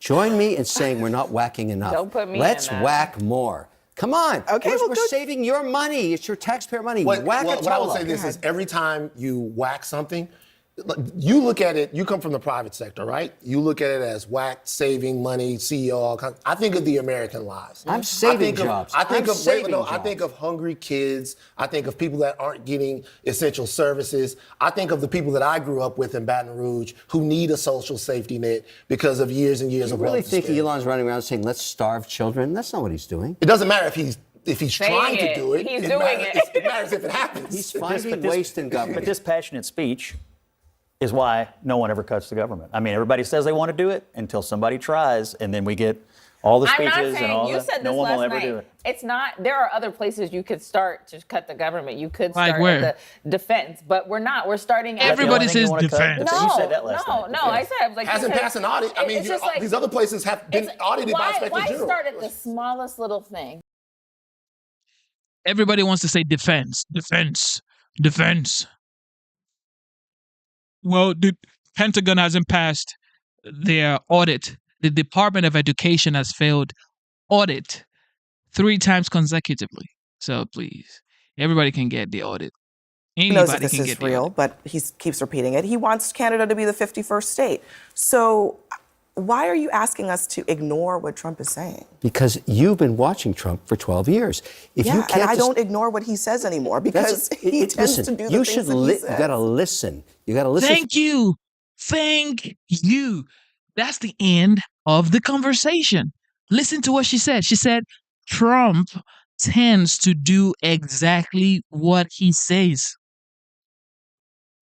That is it. Like, there should be nothing else. She just said, Trump tends to do exactly what he says. Listen, this is from CNN, y'all. CNN, listen. If yeah, you and can't I just- don't ignore what he says anymore because he tends listen, to do the you things should that he you says. gotta listen. You gotta listen for the He tends to do the things that he says. So, meaning she's agreeing with the fact that Trump is a man of his words. Because what does that mean? He tends to do what he says, meaning he's a man of his words. I will secure the border. I will bring back the hostages. I will create a ceasefire deal between Russia and Ukraine. I'll bring down the price of eggs, interest rate, mortgage rates, the economy, inflation. She's saying that Trump is actually going to get it done because he said it.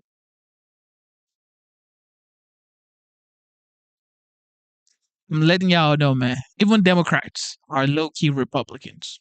signal outside of the noise. He's bombastic. He says outrageous things.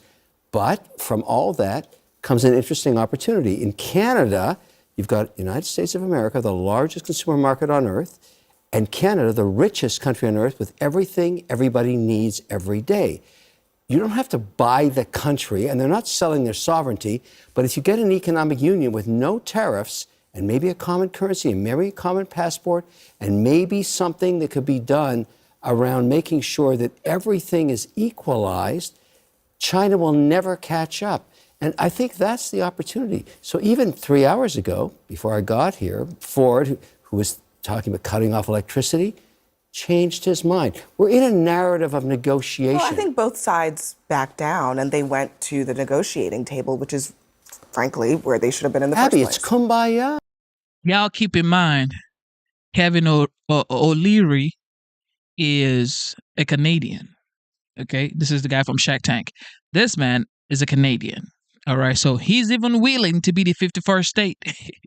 But it's not. It's the problem with that is one. I mean, when I have my good Republican friends at the table, the first thing they like to do is talk about the Biden economy, and I have to remember that if we had a sharp decline in the stock market under Joe Biden, then their hair would be on fire. It would be on Fox News 24/7. They would come in here and tell us that Joe Biden was asleep at the wheel. That's first. The second thing is, while Donald Trump has this uncertainty, and it's not just the uncertainty of the Trump administration, it's also the uncertainty of whether or not you're going to pass a CR, which Mike Johnson was able to do today. It's the uncertainty of what they're going to do next with tariffs, et cetera. But who gets lost in that? It's those people who have 401ks. It's those people who have retirements. I mean, it's those people who have money in the market to save for a rainy day. And so I got a great deal of respect for you. You know more about money than most. But to say that those people aren't being caught up in that whirlwind is just, I mean, that is a fact. While we're gaming out what Donald Trump says, the fact is the market lost his ass, and it's Donald Trump's fault. You think the market's going to go down forever? Well, no, the markets go down and up. Yeah, but last time we so were here, so the market you're went down saying too. that people have 401ks. You're saying they're having a meltdown. I mean, the market No, the market they're will not. go up and down, and it will go up. And over time, the United States stock market has done Goes quite up. well. So, I mean, the president's been acknowledging he's expecting some short-term turbulence in the market, but I wouldn't measure the health of the stock market over a short period of time. Exactly. Nobody does. This is the thing that this financial guru always says, well, the stock is going down. The stock market is for you to invest over the years. It's like, you know, when you have your 401k, they're investing in stocks and bonds for you, okay, over the years. And then you get your gains.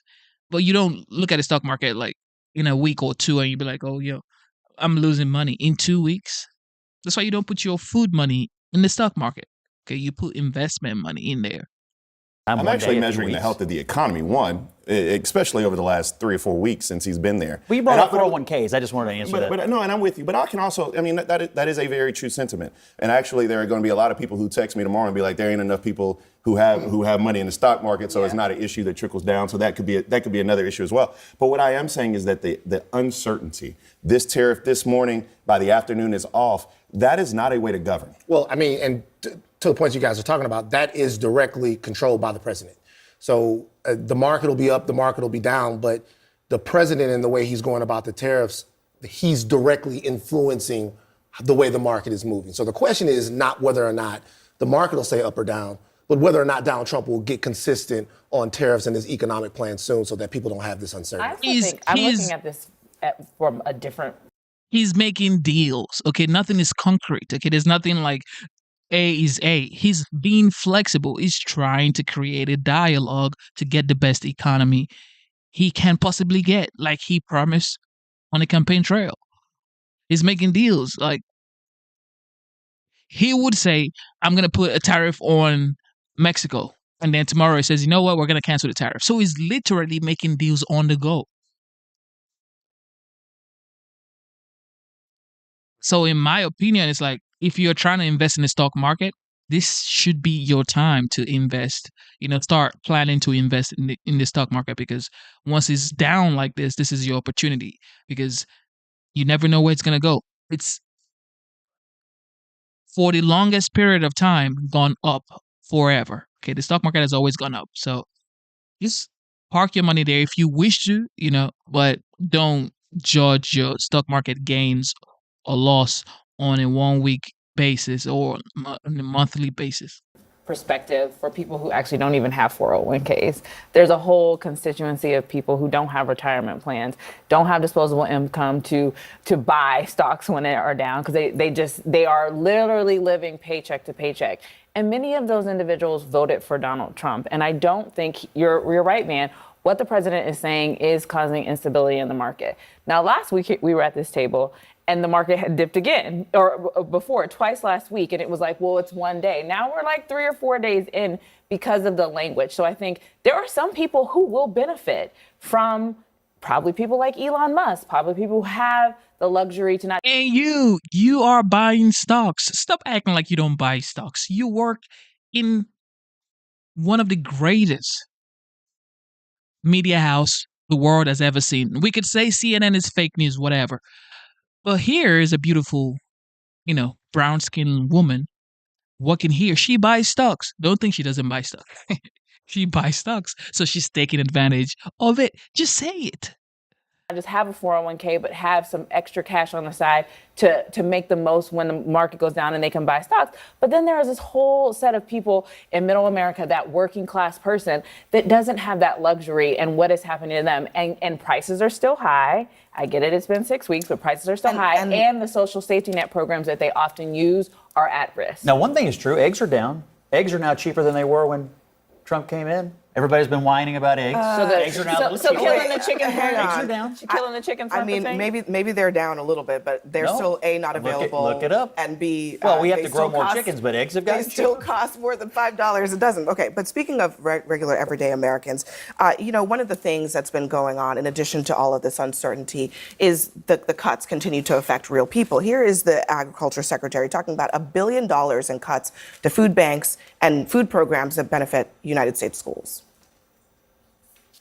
USDA cancels $1 billion in local food purchasing for schools and food banks. How do you justify that? Well, listen, I think it's really important. And of course, the left is doing what the left does. These were COVID era. So I just saw a comment. Somebody says nobody's buying stocks at $300 a stock share. What company are you talking about? What company are you talking about? Nvidia is not $300. Tesla is not $300. Okay, so there's so many companies you can buy that it's not even $300. Okay, Apple isn't even $300. So come on, man. Programs. These were additional funds. Right now, from what we are viewing, that program was non-essential, that it was a new program, and that it was an effort by the left to continue spending taxpayer dollars that were not necessary. Man. You guys, it is cynical out there when we're talking about kids eating and That's politics. not what that was about. It was funny. Wasn't funny. During COVID, one of the main things that we all came together to do was to deal with the instability that kids who weren't in schools were going. We're not at COVID anymore. I understand that, but if you think that child hunger is an issue of the past, Always been an issue. And it's an issue now, so I just don't see how you make a case to the American people, same American people that have been struggling, according to the right, for a couple of years now, that there is anything to be gained by cutting off food We to are kids. not in a COVID That program is economy. also I don't think we're cutting enough. But I that think we should program cut is also one 20% that more. benefits not just the recipients, but also the farmers that are there able Absolutely. to Yeah. purchase from. That's the main reason it's a DO, a Department of Agriculture. This issue is not going to go away because it's very contentious. But when you cut in any organization, government or private, it's very demoralizing. It's traumatic, and it gets lots of bad press, as we're doing right now. But that's why you cut 20% more. I think Elon's not cutting enough. Cut 20% more now.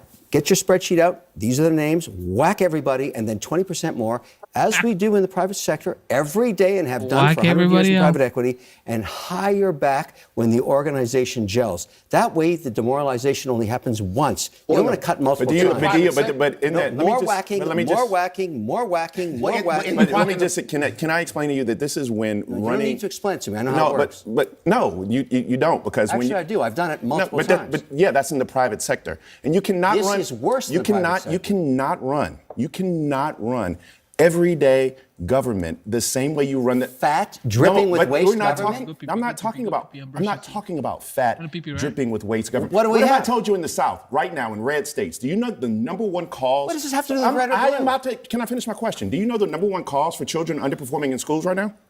Bad educators. They're hungry. As a They're former- so no. Let me finish. You're talking to the wrong guy. Let me finish. I actually, No, my but- whole but career that's- was in education. No, that's my point of bringing that up to you. Yeah. And so, yes, you had things like the free and reduced lunch.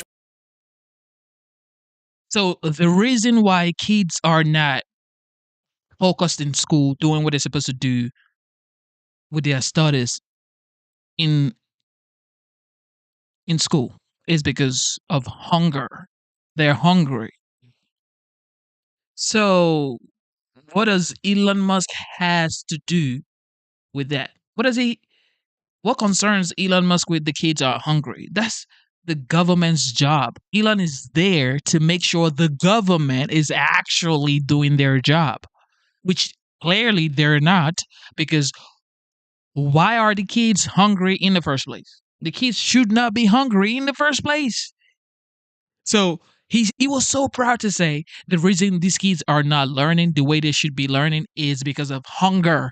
Hunger. We just had 4 years of Joe Biden. Why did Joe Biden not solve that situation of hunger in schools? Why? Program. You have the summer lunch program. Yes. You have programs that were expanded so kids could actually. So I'm not arguing with you about your expertise in the private sector, but what I am saying is that a 20% cut or whack, you're cutting from Allendale Fairfax High School and Birmingham High School. Okay. You're cutting from places. Alabama High School, Birmingham. You already said hunger is the reason these kids are not learning. So it wasn't Elon Musk. Okay, it wasn't the cutting down of the fat, of the scam, of the fraud, the waste in government. It wasn't that.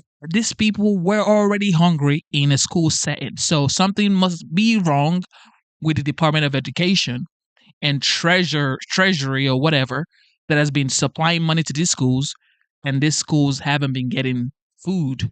Because why would a child be hungry when they're supposed to be learning? I don't get it. Does that really matter? I just don't get it. Hunger. Man. There are some fast-moving and potentially major developments concerning the war in Ukraine, because after more than 8 hours of talks between the United States and Ukrainian officials in Saudi Arabia, Ukraine has agreed to the terms for a 30-day ceasefire. Secretary of State Marco Rubio. Trump has been the president of the United States for 51 days. And now, Trump's peace plan for Ukraine just needs Russia's approval, which is most likely going to happen today or tomorrow, or at the most next week. So you mean this man, within 60 days, secured the border, took Hamas and told them, bring back the hostages or face the consequences. Prices are going down. Inflation is going down. Businesses are pouring into the United States. In less than 60 days, this man may be done with his 4-year term in 2 years. Like, he may just be coasting after 2 years because he's doing so much in 60 days, bro. His CV is so impressive. The National Security Advisor, Mike Waltz, and Ukrainian officials you can all see at the table. Not at the table, any officials from Russia. And the world, including the American president right now, is waiting to hear what Vladimir Putin is going to do. I think it's a big difference between the last visit you saw at the Oval Office and the soap. That's a total ceasefire. Ukraine has agreed to it, and hopefully Russia will agree to it. We're going to meet with them later on today and tomorrow, and hopefully we'll be able to wipe out a deal. But I think the ceasefire is very important. If we can get Russia to do it, that'll be great. If we can't, we just keep going on and people are going to get killed. My source tonight just got back from Ukraine. The Democratic senator from Arizona, Mark Kelly, is here. And Senator, it's great to have you. As someone who just got back and was on the ground, what are your takeaways about a 30-day ceasefire and whether or not that is something that you think will be realistic? Well, it would be a really positive outcome from the meeting in Saudi Arabia. I will say I don't think we needed to be here with this reset. What happened last week or 2 weeks ago now in the Oval Office put us in a really bad place from a negotiating standpoint, giving away NATO membership, giving away territory before the negotiations started is not where you want to be walking into a negotiation, and then cutting off weapons to the Ukrainians and cutting off their intelligence. We spoke a lot about that when I was there over the weekend, talking to F-16 pilots, talking to some military commanders about the impact that that had. So that all was very unproductive. Now we're back to a good place, and I hope that we can get the Russians to agree to this. We don't know if they will, but I think folks need to keep in mind that they have broken ceasefires before, and we're going to have to hold them to it. So there should be provisions in there for us to do that. Does it help strengthen Ukraine's hand, which I know you've been worried about, since they did restart the sharing intelligence and also the military weapons as well, the military aid? Does it strengthen their hand? I think it does now, but they lost something over these days. So when I was there, we talked about, I met with F-16 pilots, and they. That's why we need to advocate for peace. This is why we want peace. Okay, we get it. Russia invaded Ukraine. We get it. However, at the end of the day, people are dying on both sides. So please, let's negotiate a peace deal and let the people stop dying. Women, kids, fathers, uncle. Come on, man. We need to stop this. And I like this. They didn't have the overhead imagery that they need. They didn't have the entire picture of certain things that are very important when you're planning a strike. That was taken away from them. There were, because of intelligence that they did not have, it was harder for them to react to ballistic and cruise missile attacks. So those things have an impact. We don't know for sure if additional Ukrainians died because of this, but it is possible. Yeah. If a Republican had done this, there was a photo op. He was a photo op. He went to Ukraine. The one thing with this happening in the movement here, and I know one thing you'd been concerned about is Ukraine having to give up land. Secretary Rubio said that realistically they do believe Ukraine will have to give up. It will go to pre-2014 borders when Russia went into Crimea and illegally annexed it. But on this situation overall, Trump has argued that you have to at least talk to Putin to try to get to the table here. Do you believe that that is helpful, given there weren't conversations between Biden and President Putin after Russia invaded? Well, of course, at some point you have to talk to him. But I always think we should want to negotiate from a position of strength, not weakness. Giving stuff up early just shows that we're weak. I think the president thought he was showing some strength when they were in the Oval Office bullying Zelensky. That was not productive. That wasn't not who we bullying. are as a country. This stuff should not be done in front of a camera. But I think The reason that should be done in front of the camera. So the American people, the Ukrainians, even Russians would watch and be like, okay, let's see what's actually going on. Because the days of negotiating peace deals behind closed doors, and then you come outside and say the other person didn't agree to it, and then the people just take whatever you say. Now it's different. The world wants to see what are you actually saying during those negotiations. And the world watched it live. Zelensky, Trump, Vance, Rubio, everybody was there live. That's how it should be. So now, guess what? Zelensky is coming back and saying, you know what, please, we want the peace deal. I thought you were acting bad and bougie. Man, you better take the goddamn peace deal. I think right where we are right now, I think Mike Waltz and Marco Rubio made some progress. Let's try to continue the progress. Let's not blow things up again. Let's not go back and I mean, who knows what could happen, but we don't need to stop the weapons support and the intelligence. That would be a mistake to go down that road again. I mean, you see this with tariffs, right? Yeah. Bouncing. The mistake was the war starting that war between Ukraine and Russia. That was the mistake in the first place. Not preventing that war, that was the mistake. So nobody cares, okay? Settle the war, and nobody's sending billions of munitions to Ukraine. Americans are tired. American taxpayers are tired of funding the situation in Ukraine, because without the funds, the war cannot keep going. So they need the funds to keep the war going. And Americans are saying, you know what? We support you. We are your ally, but we don't want you guys to keep dying. If we keep funding you, you're going to keep dying, even though you're going to do damage to the Russians, but you're going to lose your life too. So either way, nobody wins in the war. So settle the deal now. Peace deal now.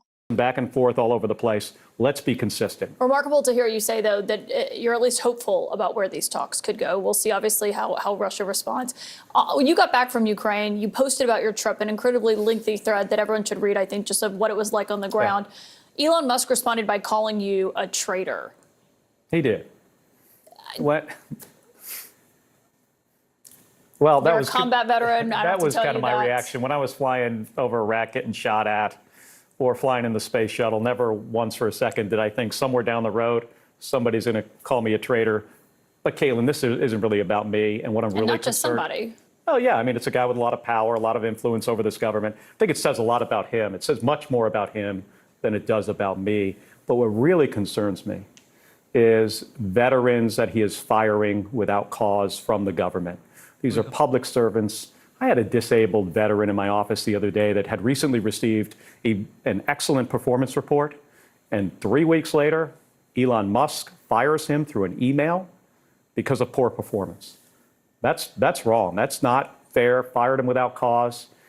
It has ruined his life, and there are 6,000 veterans just like him. We also saw Todd Young and Lindsey Graham pushed back on what Elon Musk had to say, calling you a traitor. Are you surprised that you haven't heard from more Senate Republicans, or more of your colleagues? I've heard from them in the Armed Services Committee in the ante room today. What did they say to you? Well, we're kind of joking about it. People are. I got to be careful what I say, in public about what my Republican colleagues say. But we were talking about what he said about me, and it was. It would have been interesting for you to watch if you were in there. Why? Because they were essentially, without naming them. We get along very I'd love if you well. named them, but if- I've got very good relationships with my Republican colleagues, and I would say they don't like this kind of behavior. The Senate Republicans don't like Elon Musk calling you a traitor. There are a number of them that came up to me to talk to me about this, and yeah, of course they're not happy with But this. they didn't say anything I mean, this guy has a very powerful job in the United States government. He's got tremendous influence. After the president, I don't think there's somebody with more influence right now over the federal government than Elon Musk. And he's wasting his time on Twitter, insulting people, insulting veterans, calling me a traitor, calling other people's names. Is this a serious person? I don't think he is. So why do you give him this influence? And by the way, I think it's really important for the American people to know. He a serious person? Elon Musk a serious person? Really? Okay. That the reason he's doing all this, the reason he's firing all these people, is so he can create some room so when they give this big giant tax cuts to billionaires, it doesn't add as much money to the deficit and the debt as it would otherwise. That's why he's doing this. Speaking of what's happening on Capitol Hill, at least 8 senators, Democrats, are going to be needed to pass this funding bill that just passed the House tonight with House Republicans. Are you going to vote yes on that? I'm decided. There aren't good options here. Which way are you leaning? I'm not. So I haven't decided. Shutting down the government is bad. A CR, a year-long CR, ceding all this influence to the White House, this CR that was done just by Republicans. Usually this is done in a bipartisan way, a continuing resolution. We work together on it. This is just Republicans. This gives more power to the White House. So it'll be hard and by for the you to way, vote for it. I haven't made a decision yet. But by the way, a CR is also bad in general for the Department of Defense. But shutting down the government is bad for so many people that are going to be laid off. And then they're already shutting down parts of the government. So if it shuts down, what is Elon Musk going to allow to open back up? That's a big concern of mine. How many more veterans is Elon and this administration going to fire? So there's not a good option here. We'll see which one you decide. Senator Mark Kelly, thank you for your time and for your service. You will see. Really appreciate you. Whoever isn't doing their job will get fired. It's not hard. Okay. It ain't that hard. All right. We are going to make sure that all the proceeds from our tariffs go back to support workers in the affected industries. So in the steel industry and the aluminum industry. All right. So this is Hamilton, Ontario. I guess the workers are talking about the tariffs. Let's listen. No. I think we should do this. This might be a little... All right, Hannity. Here we go. And welcome to Hannity. We start tonight with a Fox News alert. After 8 long months stranded in space, 2 American astronauts will soon, thankfully, be coming home, but not tonight. Elon Musk's SpaceX postponed the launch of its Falcon 9 rocket because of a small hydraulic issue. But soon, the 2 stranded Americans will be retrieved, and that'll be in the very near future. 4 other astronauts will take their place at the International Space Station, and this will be a historic rescue operation. Now, according to Musk and one of the stranded American astronauts, it could have all happened months and months ago, if not for Joe Biden, Kamala Harris. Then President Biden turned down Elon Musk's offer to make the rescue because of political reasons. Didn't want to give the win to Donald Trump. And yet, according to radical far-left Democrats, well, the guy bringing home our stranded astronauts is a villain. You should not like him. In fact, some on the radical left are calling for Elon Musk. This is getting really pathetic, and these people need to be discovered and arrested and prosecuted. They're calling for his assassination. Others committing acts of outright terrorism against Tesla, dealerships, torching vehicles and charging stations, even shooting into showrooms. In London, a group of far-left nutjobs pouring liquid latex over Tesla's state-of-the-art robot, referring to it as a Nazi robot. So why? Ask yourself, why do they hate Elon Musk? What, for giving free communications to the victims of Hurricane Helene in North Carolina when they had no connection with the outside world? Or wildfire victims in California for building a 1,000 horsepower, self-driving, an electric car that is the most American-made car in the country, for simply helping President Trump for free, exposing waste, fraud, abuse, corruption inside our government. But the even bigger nut jobs on MSDNC, our old friends, Liberal Joe and company, they don't seem to have a problem with any of the left's extremism. Instead, they are distraught that violent arsonists and rioters might be tried as terrorists. Take a look. But then you also overnight have this post claiming that protests at Tesla dealerships are illegal. He said today he would label violence against dealerships domestic terrorism. So just to be clear, you protest a private company, you are labeled by this administration a domestic terrorist. No, they are shooting bullets into showrooms. they're threatening assassination. They are burning cars. They are burning charging stations. Yeah, that would be a little different if you want to tell the truth at MSDNC. Of course, this is NBC News. But according to Democrats, if you walked into the Capitol building on January 6th, everybody deserved to be locked up for years and years and years. But, of course, the summer of 2020, the 574 riots that killed dozens, injured thousands of cops, caused billions in property damage. Oh, Kamala Harris, their candidate of choice, they're not going to stop rioting. They shouldn't stop rioting, and we're not going to stop supporting them. But if you shoot at a Tesla dealership, you blow up a Cybertruck, what, that's a peaceful protest and should be honored and respected as free speech? The left is up in arms over Elon Musk, the guy whose company is attempting to rescue American astronauts stranded in space by Joe and Kamala. And if Democrats hate Trump and Musk that much, maybe they should just follow old Rosie O'Donnell's lead. That's right. Sad news for the 12 or 13 or 14 Rosie O'Donnell fans across the country. As we showed you last night, she is no longer living in the U.S. of A. in a desperate attempt to calm her anti-Trump rage. The fact that she's been triggered. Rosie is now moved to Ireland. And this was funny. Today, during a joint press conference at the White House, Ireland's prime minister was asked about his country's newest resident. Let's take a look at this. Ireland is known for very happy, fun-loving people, great attitude, many in this room right now that I've met. Why in the world would you let Rosie O'Donnell move to Ireland? I think she's going to lower your happiness level. That's true. Thank you. I like that question. Do you know you have Rosie O'Donnell? Do you know who she is? Do you know who she is? Yeah. You're better off not knowing. You're better off not knowing. Having been on The View with her, I actually agree with the president. Now, the president was in rare form today during a wide-ranging, frankly, entertaining press conference. Let's take a look. Are you going to retaliate against me? And by the way, I have to speak of inflation. I love these socks. What's with these socks? It's in honor of the T-shirts. I'm trying to stay focused, but I'm very impressed with the VP's socks. I can't even see the socks. I don't know what they look like. Anyway, President Trump clearly upbeat, and for good reason. In less than 2 months, a recurring theme has emerged from his second term. It's simple, but it's profound. Promises made, promises kept. Let's start at the border, where illegal immigration has almost completely stopped, all while deportations are way up. Unlike the old border czar, and unlike Alejandro Mayorkas, Tom Homan and Kristi Noem actually know what they're doing. They're making no apologies for protecting the American people. Take a look. Now, I always hear all the time, family separation. Homan's the godfather saying separation. Let me be clear.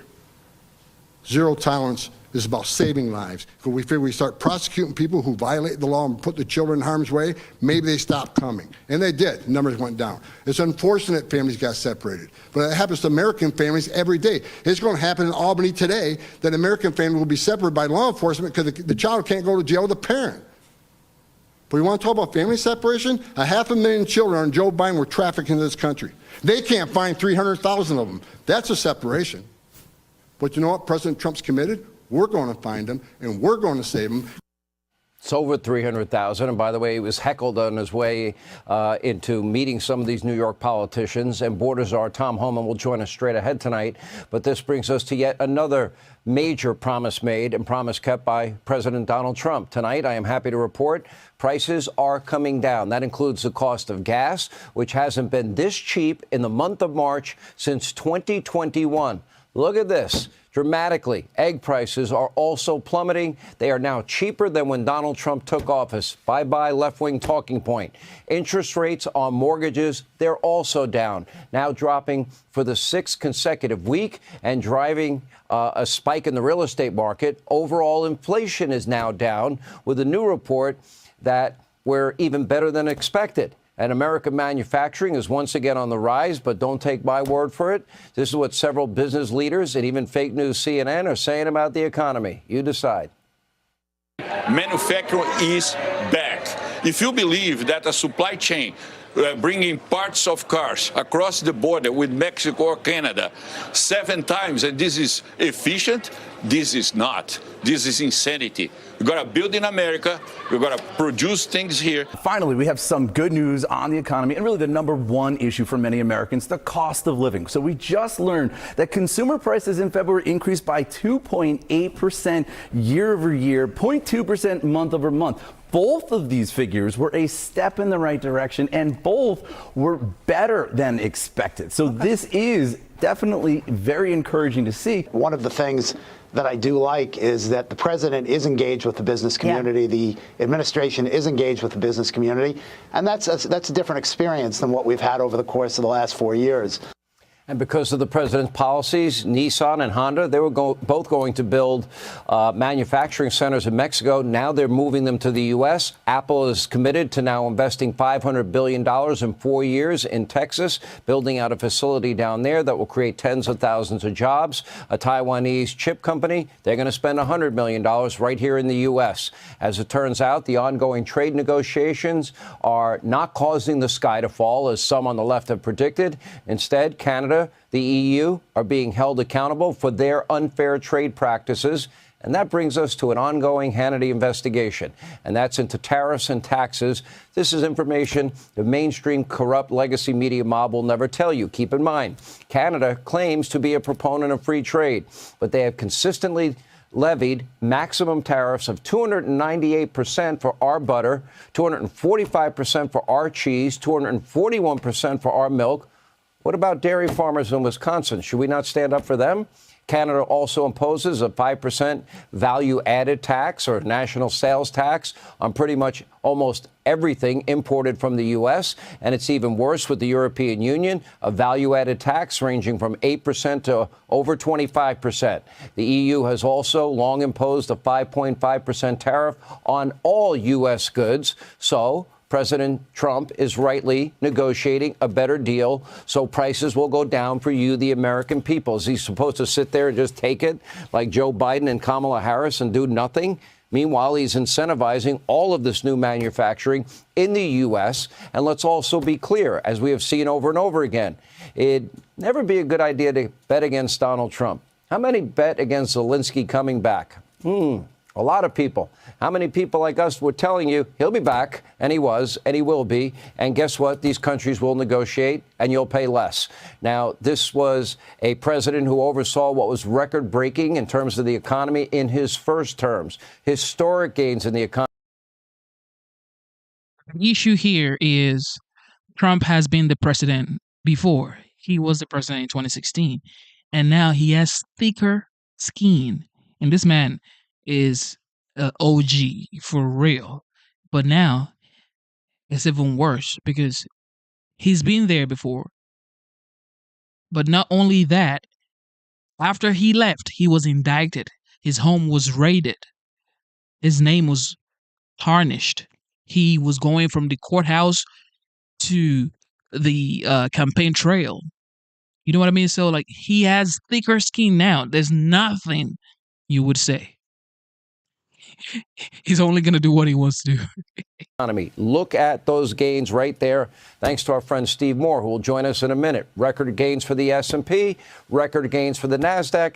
But apparently the Democratic Party wants to shut it all down. Never mind the fact that he created record low after record low unemployment levels for every demographic: African Americans, Hispanic Americans, Asian Americans, women in the workplace, African American youth unemployment. Senate Democrats, they are now planning to block the House funding bill, shut down the government on Friday. This will be called the Schumer shutdown. Get used to that. Don't forget this, this is their economic plan. We are currently living under the Democrats and the Biden and Harris economy. We need the CR to fund the government. They didn't fund the government. Schumer never passed a single budget last year. He and his fellow Democrats and Biden and Harris, they are responsible for all of this. Now, Friday, if the government does shut down, this will be on the Schumer radical Democrats. It will be the Schumer shutdown. So, in case you guys don't know, like back in Biden's term, during his administration, Joe Biden's administration, they would tell you we just had 100,000 jobs added in the month of March, for example. But they wouldn't tell you that most of those 100,000 jobs were government jobs. And this is what the Trump administration is doing right now. They're letting you know all those tens of thousands of jobs that the government said they created, it's actually government jobs. It's not like regular Americans. Okay? These are government jobs. So Trump is saying, you know what? That's not fair because the government can just create whatever and then start looking for workers to do whatever they created. But the only way you can know the economy is growing is if small businesses, moms and paps store are employing people. If 4, 5, 10 small companies are hiring 4, 5, 10 employees, this is how you know that America's economy is growing. When small businesses or large corporations are hiring, it's not when the government is creating jobs just to, say they have high job record or whatever, just to show it. That doesn't mean the economy is going right. And that's what the Trump economy or the Trump administration is doing. And I admire that. Schumer lives in fear and is capitulating to a radicalized party that refused to stand for the president at the joint session. They wouldn't even stand for the first lady. They wouldn't stand for mothers of slain children. They wouldn't stand for a young man that survived cancer or the wife of a slain officer. And Schumer and Jeffries orchestrated their silly, stupid bingo card paddle response to the president's address to the joint session. They can't stand for working men and women. They're not going to fight for no tax on tips, no tax on overtime, no tax on Social Security. The president has pledged to protect Social Security, Medicaid, Medicare. The only thing Schumer and company applauded for was endless war in Europe. That was it. And now, according to Democrats and their own words, all these innocent Americans will suffer because they hate Donald Trump more than they care about government workers, and they will cause this shutdown. But, however, if my memory serves me well, if I don't have Joe Biden-itis yet, Democrats used to think that government shutdowns are the worst thing on earth. Wow. Now, with the pending Schumer shutdown, I guess things have changed. Let's remind you. When the senator from Texas shut this government down in 2013, my state was flooded. It was underwater. We all knew together that a government shutdown will be devastating for this country. We are now less than a month away from a potential government shutdown. Democrats use a government shutdown as a political tool to protest Donald Trump and Elon Musk's efforts to defund and dismantle government agencies. The strategy is to do whatever we can to stop Donald Trump. So let's end this little monologue, shall we, with another question other than hating Donald Trump. The Democrats truly believe in anything besides the right of men to play women's sports, the rights of illegal immigrants over the safety of you, the American people, the right to waste hundreds and hundreds of billions of dollars abroad on their radical DEI, woke, transgender radicalism?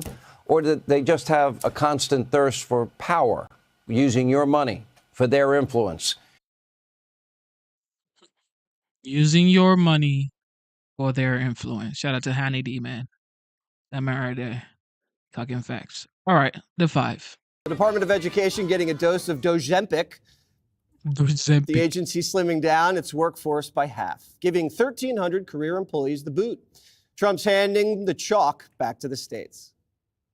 We have a dream, and you know what the dream is? We're going to move the Department of Education. We're going to move education into the states, so that the states, instead of bureaucrats working in Washington, so that the states can run education, where the parents of the children will be running education, where governors that are doing a very good job will be running education.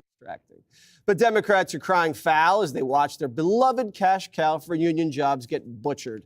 The one that squandered $1 trillion and left a trail of kids with nothing but crummy test scores. Of course, the teachers union boss is furious.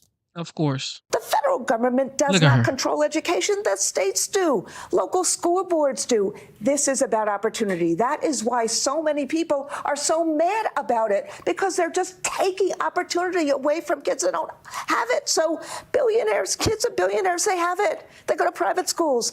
Everyone else, 90%, go to public schools. Don't take away their opportunity. So let's stay on the fact. So why are you crying about it? If it was so bad, why are you going? Because you know they're about to find out that, oh, snap, we didn't need the federal government in this children's education in the first place.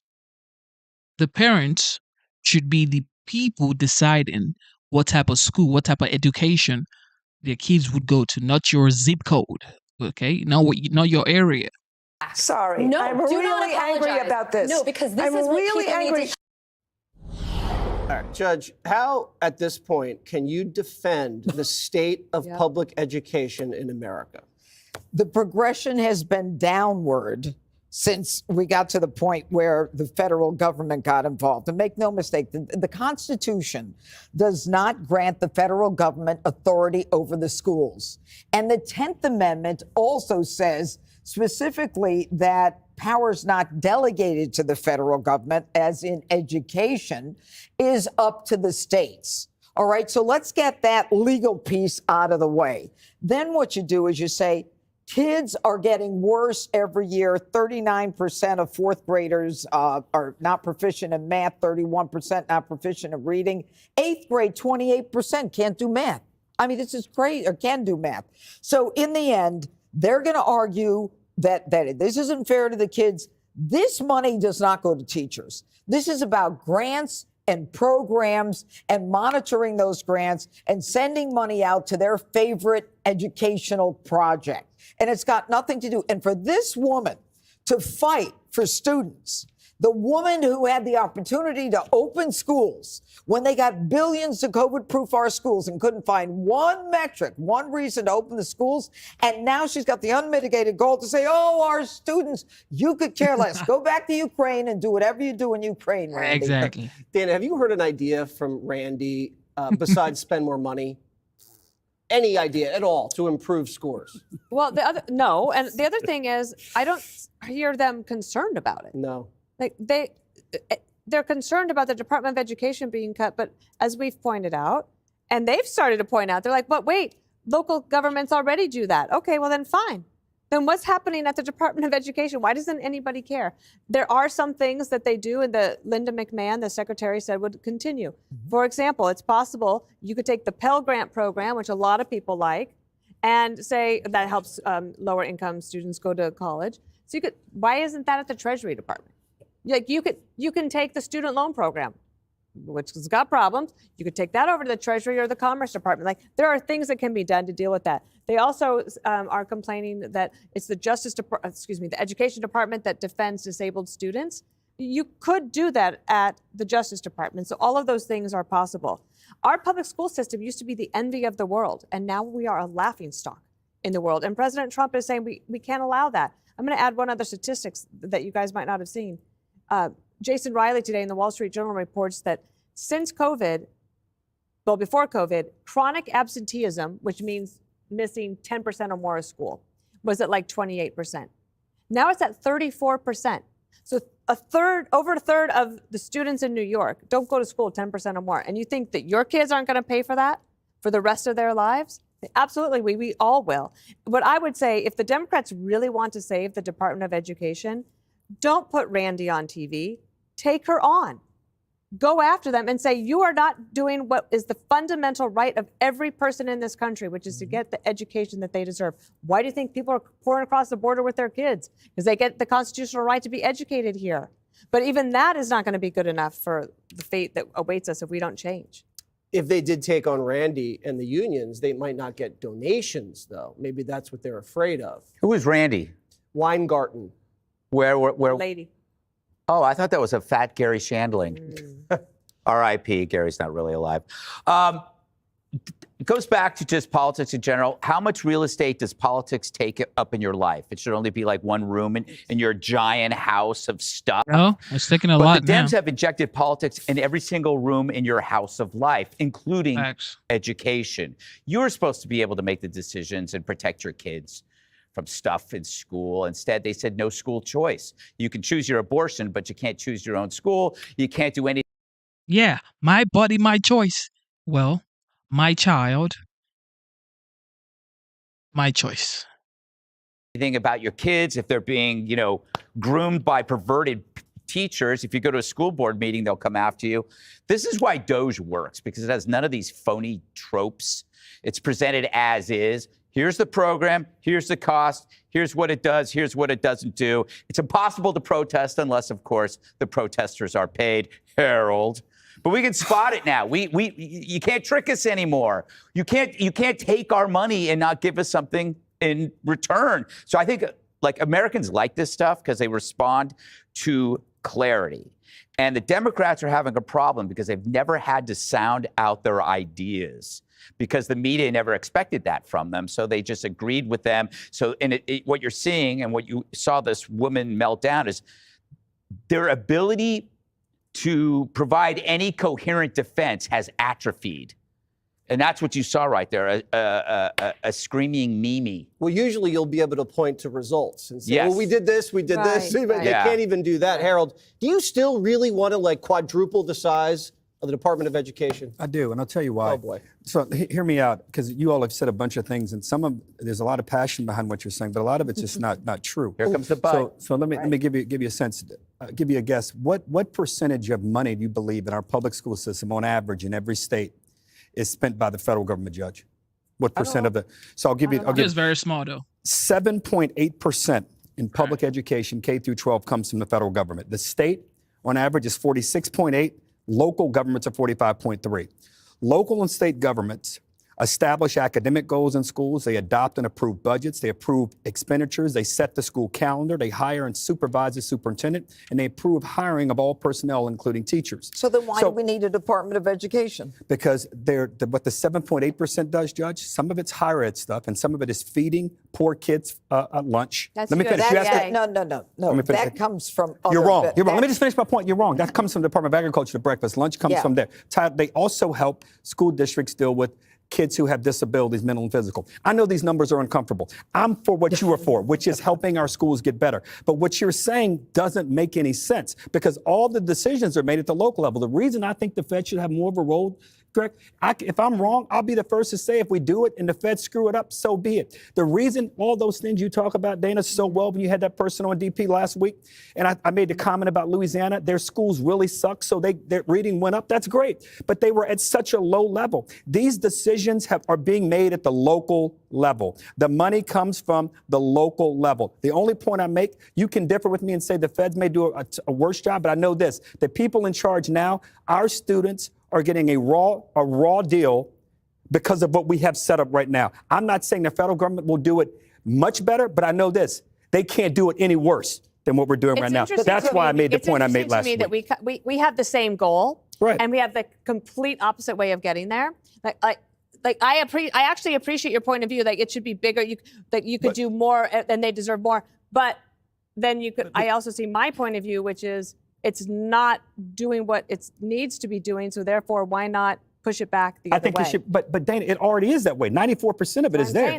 Then we don't. If all of these other things can be done at other departments, then maybe this department's because not I believe Department of Treasury, we could divide their stuff up. We could divide the Department of Defense up. This is a national concern and challenge and purpose and function, I believe, much like defense is. So they have to have local partners to do it, but the federal government ought to be involved in making sure kids can read where they live in Louisiana, California, New York, Tennessee, Georgia, or New Jersey, wherever it may be. Education flourished for most of our history without a Department of Education that you and I both know was created by Jimmy Carter to say thank you to the teachers' unions. Let's be straight about why that in was. 1980, we have a lot of tariffs to talk about. Jesse, in 1980, the Nation at Risk study came out. They had to have years of study before that to get the data. Harold, a two-word solution for all of this.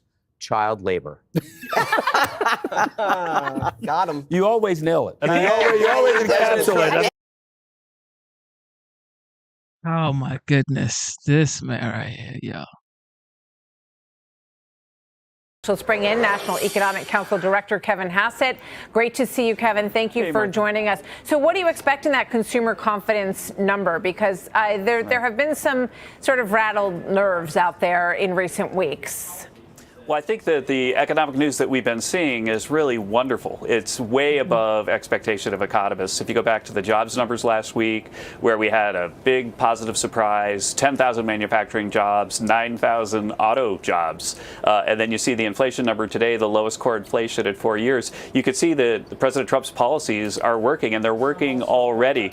And one of the things that you can see is that it's affecting mortgage markets. This is something that you guys just talked about, because the reason the mortgage markets are responding that way is that people know that we're not going to be printing money and spending like drunken sailors up on the Hill, where we've got like a really great Doge practice going in to reduce government spending, and we've got a budget deal that we're actually negotiating later today. All that stuff is moving everything in the positive direction, and it'll show up in the real data, but also in consumer sentiment. And you know, absolutely, the numbers are way above expectation. And I can tell you too, Martha, as you know, it was covered in the Wall Street Journal. I've had about a dozen meetings with CEO because they're all in town for the business roundtable meeting, and everybody is saying that the economy is looking very, very solid right now. Well, we hope that the economy is only going to get better. It's just the facts. The economy is only going to get better. It's only it's not even 60 days yet. It's going on 60 days, and this guy already has all of this momentum going on. So I believe this is going to be a great 4 years, and a lot of people are going to flourish this next 4 years. It's true. Everybody wants the economy to be strong. A couple of specific questions for you when you look at this. You know, when you talk about consumer confidence, what signs do you see that it's improving? And that number's coming out. Do you have a number expectation that you are looking for there? And what is it? The thing that I care most about is the hard data.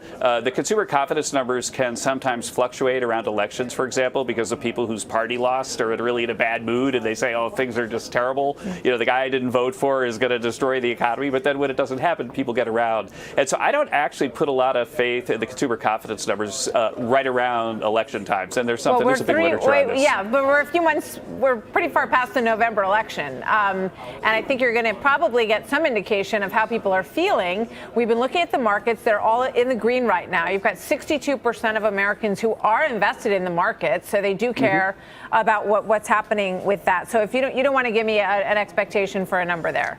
Oh, yeah, I'm still, again, I'll give you an expectation that GDP growth is going to be 2.5% in the first quarter at least. But in terms of what the consumer confidence numbers say, again, so for example, the Michigan survey was really, really not that good, but there are a lot of Michigan people doing the survey that I don't necessarily think we're doing anything other than making a partisan survey. Let me ask you about this, because the question is, we heard Howard Lutnick moments ago talking about if you make it here, there is no inflation on that number because there's no tariff on those numbers. Can you give me an estimate, or will the White House be putting forward a plan for building here in America? Is there sort of like an 18-month, I think about the ramp up after World War II or before World War II when we were, industrially very weak on the war front. Can you project that there's going to be a project like that will not make it take forever for these manufacturing plants to get up and running here in the United States? Right. Well, indeed, it's already happening, right? We saw the 9,000 auto jobs made in February because what's happening is the auto manufacturers are deciding we're going to have to ramp up production in the U.S. and they have ways to do it before they build a factory because they could have people work overtime and so on. Especially, President Trump doesn't want to tax the overtime. And so there's a lot of production that's happening onshore. And so I think we're very, very bullish on, job creation in the U.S. because of this. And you're already seeing it in the numbers. All right. It's good to speak to you. I want to ask you one last question. These Politico headlines, Trump allies blaming Lutnick for Trump's tariff turmoil. A lot of 5 sources, I guess they had in that story, saying that there's finger pointing going on towards Howard Lutnick, who was just on earlier with Varney, as this Trump tariff issue makes people unsettled. No, I 100% disagree. Howard basically hangs out in my office almost every day, and he and I disagree and agree, but in the end, we're all pursuing the president's agenda, and we're doing it with a single mind. And so I didn't think the story held any water at all. In fact, there were a lot of things that it said that were completely inconsistent with my experience. In fact, I just had a great long meeting with Howard and the rest of the trade team just today, and we were very collegially working together. Well, thank you for taking the opportunity to fill us in on how that's going. Thanks. Kevin, thank you. As always, we'll look for that confidence number. We'll see how it goes. But some good numbers today that you almost feel pretty good about. And the market in the green as well. Thank you, Kevin. Good to see you. Take care. And the market in the green. The people at the back. All right, Michelle Obama. Here we go. Primetime's been wondering where Michelle Obama Here we go. has been. She snubbed both Jimmy Carter's funeral and Trump's inauguration. And last week, Barack went to a basketball game all by himself. Turns out Michelle's been busy working on a new podcast, and so far, it's been a flop. The first 2 episodes have been up all day and only gotten a few thousand views on YouTube. Half of them were probably primetime producers. But still, Michelle's spilling the family secrets, like how Barry gets on her nerves. Listen. Barack, he had to adjust to what on time was for me. Because he was on that island time. Well, but, I've got this husband who's like, when it's time to leave, it's 3 o'clock, he's getting up and going to the bathroom. And I was like, dude, like 3 o'clock departure means you've done all that, It's like, don't start looking for your glasses, at the 3 o'clock departure. But he's improved over 30 years of marriage. But that was you must adjust. Michelle says her husband doesn't really like people, doesn't know how to talk to him, and doesn't even really care. When a girlfriend comes to visit, it's usually like, you got to stay for 2 days because it's going to take us so much 2 time days to check up. Now, Barack's come in, he's come out, and he's like, y'all still talking? He'll sit down for 5 minutes, be like, how are the boys? And the flip side of my husband, right? Because he golfs. And golfing takes as long as the first session of it takes 5 hours to golf. He'll golf with his buddies, come back, and be like, how's X? He's good. It's like, what'd y'all talk about? Nothing. Hate to break it to Michelle, but guys don't get deep on the course. Normally, when someone rags on their spouse, there's usually a little love. Like, Jimmy, he never listens, but he looks cute in his suit. But that wasn't cute. Did she drop this podcast to distance herself from Barack so she could run for president? Every politician starts a podcast right before they launch their next campaign. Looking at you, Gavin. Gavin, yes. And it turns out Michelle wasn't the only one who had problems with Barack when he was in office. Michelle says the kids were embarrassed too. Every year we'd have the turkey pardoning. And that was the one thing that the girls would do at Barack, was to go stand next to him when he pardoned this turkey. Yes. And it was cute when they were little, but as they got older, you could see on their faces in the shots of them thinking, I would just poke my eyes out. Just right now, just get me out of here. I'm standing with my father telling these stupid jokes, next to a turkey. So by the time we got to the last turkey pardoning, they were done. They were just like, I'm out. I'm not going. Michelle also revealing that she didn't want her husband running for president. That makes 2 of us. Being married to the president of the United States thing. Yeah. that none of us kind of banked on. I mean, we knew Barack was smart and, ambitious, but, I think, but you talked me into supporting his run. I did. Because I was definitely like, nope, no way, this is crazy. We've done enough crazy stuff. That's right. That's right. Barack came to me and he's like, I can't convince your sister to go along with this. And I'm like, whoa, go along with what? And it's like, I think I'm going to run for president. And I was like, what? I convinced you to not penalize him for being really good at what he does. Host of Fox Noticias and co-host of Fox and Friends Weekend, Rachel Campo-Stuffy. Rachel, you think Barack's happy about this podcast? Who knows? Well, first of all, Jesse, there's just no better proof that there's been a massive realignment.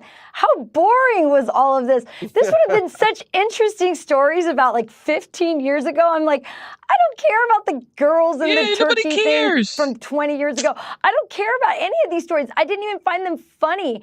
Yeah, she's negative.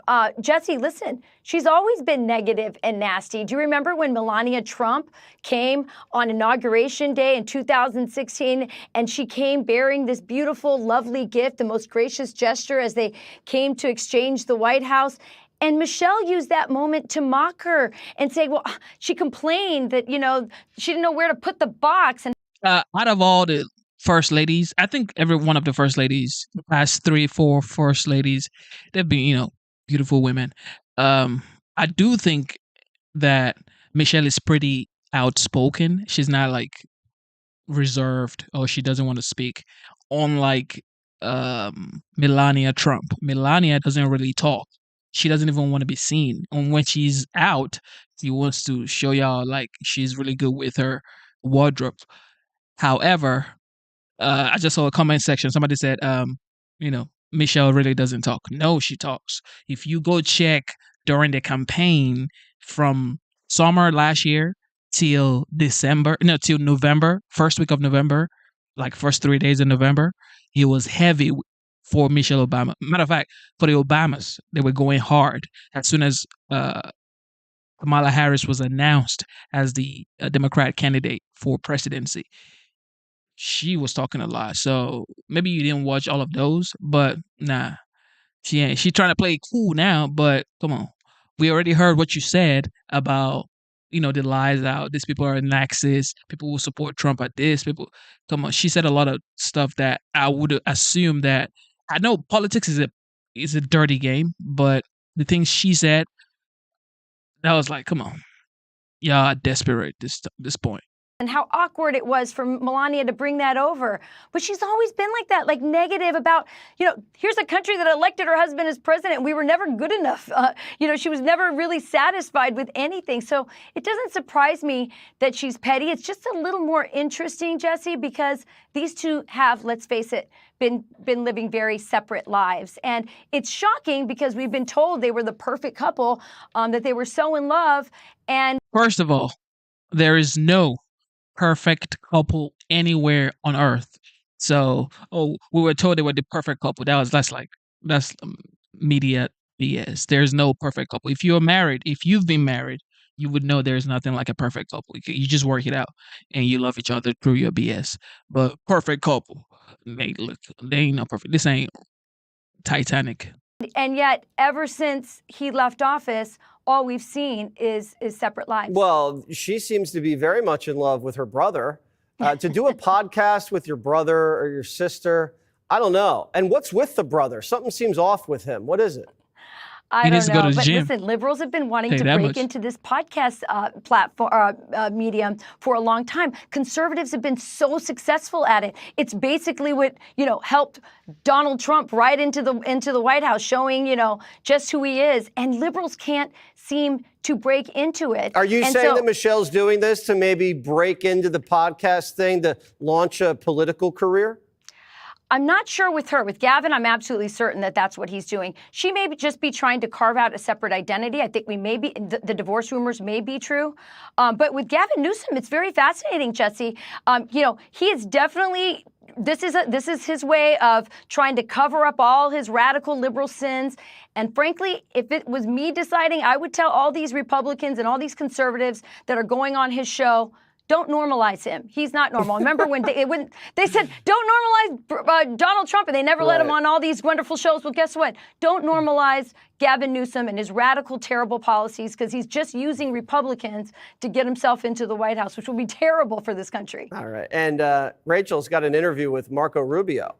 I do. I have an exclusive interview en español, Jesse. Tomorrow at 4 p.m., Marco Rubio and I sit down. We talk about everything from the border to what's going on in Panama, and the fact that Donald Trump is really trying to change things in the Western Hemisphere and show everybody that there's a new sheriff in town. So all right. we'll tell the secretary I said hello, and you're not doing a podcast. You're not doing with a podcast with Sean, are you? You guys.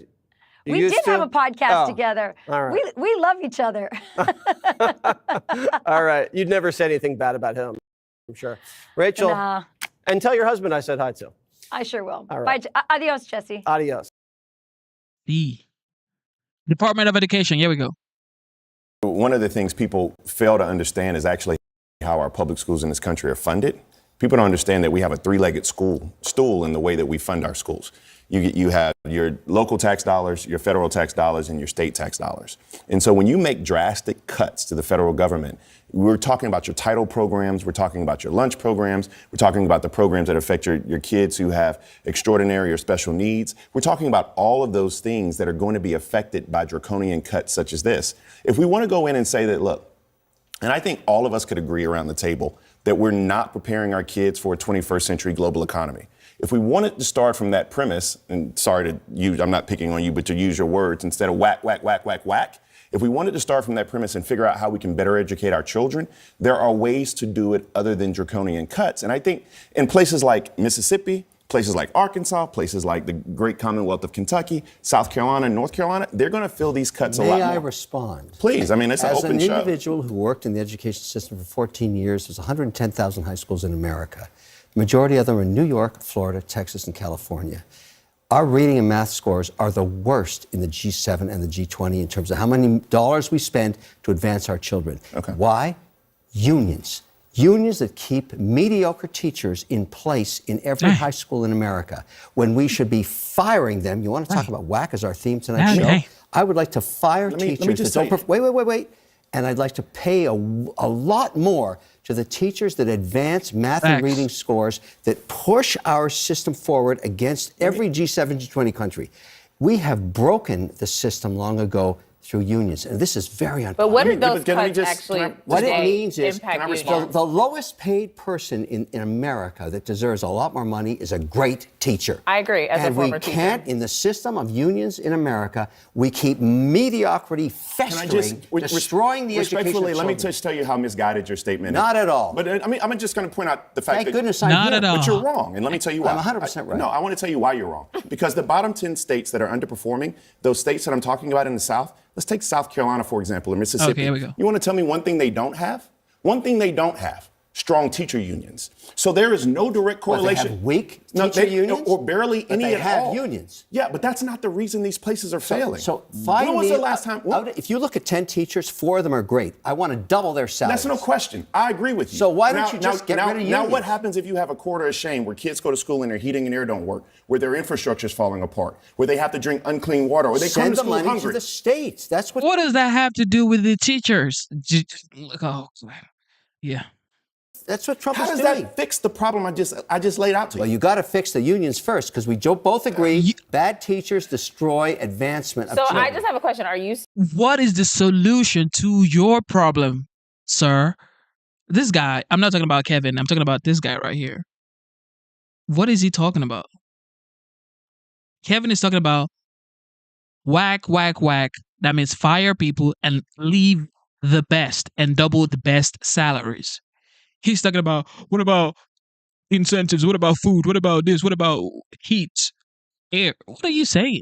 We're talking about teachers, bro. saying that the cuts to the Department of Education that happens right now are going to impact the unions? I would 'Cause don't rather actually the think- dollars that are put into running. I know, but the you federal started talking about something else. But we're talking about the cuts to the Department of Education.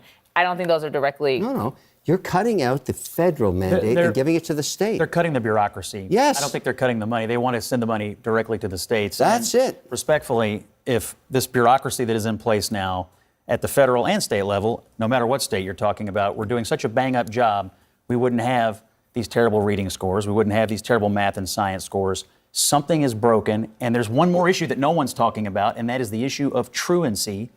We've got 30+% truancy rates in some places. Not only can these kids not read, we cannot even find them. The bureaucracy You know who has had a failed. program for that? I would Kamala Harris. not disagree. Exactly. I would not disagree with either of you all on the fact that we are not preparing our children well enough. But you want the But state to that's control not. this? Absolutely not. And let me tell you why. I want there to be oversight.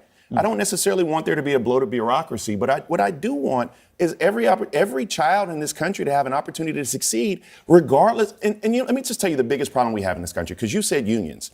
I will push back on you and say that the greatest problem we have is the fact that children are punished in this country because of the zip code that they're born into. And until you can find me some parity. Different issue. No, it's not. Actually, because I mean, the schools sit in those zip codes. You can solve it with school choice. Hang on a second, Kevin. That's- I mean, the I want problem you to is that every address choice wouldn't be a- what Bakari is saying. Okay, let's say that you get rid of the bureaucracy at the Department of Education. How do you ensure that kids are actually being educated and that they're not just being moved Do you out think of at the state level they hate and children? that they're not just being You think at the federal level they hate kids? that they're not just being moved out of the public school system because it's easier Yeah. to move them out than to educate them. The one thing about education you can't deny is the reading and math scores. Unfortunately, that is the metric by which we test. But do you understand my question? No, I get it, That but if it's you not take the dealing with lowest the issue. performing kids and What- you just take them out of the system, guess what those reading and math scores are going to do? They're going to go up. So how do you prevent schools For them from to doing go that? up, you need great teachers. Well, I think there's also a concept of teaching to the test, which actually doesn't create critical thinking skills to prepare people to go out and be thriving adults. You can actually have a student go through college or go through high school or go through grade school and let me finish. Thank you. And just be taught to the test. And so you literally. You know why? I know because I had an experience. I will never forget. I was a teacher. I will never forget. We were going to take our regions, and we were really wanting to make sure our scores. So we were teaching to the test. The same night, I went home and watched the episode on The Wire, and they taught the exact same thing because they were teaching to the test. We were not preparing my What students, percentage of your colleagues, when you were a teacher, sucked? How many? I think that How is. many? I come from a family of educators. Everybody My was great? grandmother Everybody was was an educator. My aunt was a Bro, answer the superintendent. question. My sister is a teacher. I think teaching is one of the hardest professions. I agree. And I think when you wake up every day and you say, I am going to take care of other people's children and try. That is your choice. You made that choice. I don't get it when people say, well, I'm a line worker. You know how hard being a line worker is? You made that choice. Being a teacher, you made that choice. Same thing with the people, being doctors, whatever you are. You made that choice. You decided to serve, and then you serve it. Do it with dignity. Do it with love. Stop acting like, I'm taking care of other people's kids. You chose this job. You chose this profession. And you're getting paid for it. You make a living doing this. And then you're like, what are you? Essential worker? Well, you are an essential worker, but still do it with some dignity and some love because you chose this and you're getting paid to do it. Okay? And advance them. You're not answering my question. I don't think every teacher. No. Because I think that it They're is all so just easy. great. I think it is so easy Exactly. for people to be so disrespectful to teachers. It is a hard profession. not answering the and question. every single profession. Nobody cares about so disrespectful to teachers. So disrespectful. Are you a competent teacher? Can you actually do your job? Can you conduct your lessons in a way where kids can actually assimilate and learn when they are in your presence? Yes or no? You're disrespecting me by asking that question. Nobody cares, bro. Profession, there are people who are good and there are people who could be better. Out of But 10, the majority. How many suck? How many out of 10? All right, let me ask Van a question because One, let's say Yeah. say that everybody agrees we're not where we need to be as a country. What's wrong with trying to do something completely different? What's wrong with not just Exactly. Let Trump do the different thing he says he wants to do. You guys won't let him do it. You want to criticize him every single time. He makes one move, you say, Trump, he's ruining the country. He makes another move. Oh, he's back. continuing what we've been doing that hasn't been working? I mean, for me, I think it Actually, this is the thing. When people say an incompetent teacher is still better than no teacher. Matter of fact, YouTube. I would rather my daughter watch YouTube than stay or learn with a teacher that is not competent, because she can learn stupid things from those teachers that are incompetent, especially language. whereby I could just actually put on educational content for her on YouTube and actually monitor what she's watching. But if you leave your child with an incompetent teacher, you better get ready to erase that child's memory when she gets home or when he gets home. There's more investment that's needed. I think we need to invest into early Head Start. I think one of the hugest indicators on how a kid is going to perform in school later on in their scholastic career is how early they get what they need. So I think there needs to be more investment into early Head Start, more investment into other things that deal with some of the outside factors that keep kids from excelling in the classroom. And the point that you brought up is really good because I want to, go ahead, Scott. Well, just over the last 50 years in this country, the amount of money we spend on education has gone this way, but test scores have gone this way. It's not the money. It's where it's I agree with Kevin a little bit tonight because what we're talking about is one, because of the simple fact that he's talking about creating more teachers. And so Kevin's going out on this limb and saying that we need to make sure that we're investing in these HBCUs, in these community colleges, in these technical colleges, to make sure that we're putting and investing and making sure that people actually go to school to come out with these degrees to be teachers. And so I applaud you for that. I also think it's really easy for people to pile on teachers. Yes. Jobs that other people wouldn't take for $30,000 a year, because teachers now have to not only go to work at your elementary school, but they work at Cracker Barrel too. Like they have other jobs. Horrible. That's It is horrible. They have roommates. And they also need master's degrees. Yes. And advanced degrees. So these are not people just rolling These out are of high underpaid school. people. Does anyone believe in school choice at this table? No. I do.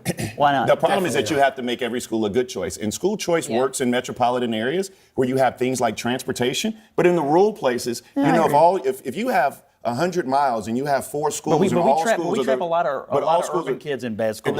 And the problem with that is that if you go to school choice, and I talk to Roland Martin and others about this all the time, you'll have something like white flight after Brown v. Board. But instead of white flight, you'll have the people who can't afford to leave that school will leave, and it will cause a drain at those schools. I think we ought to give scholarships to the poorest kids to get them out of the worst schools as well.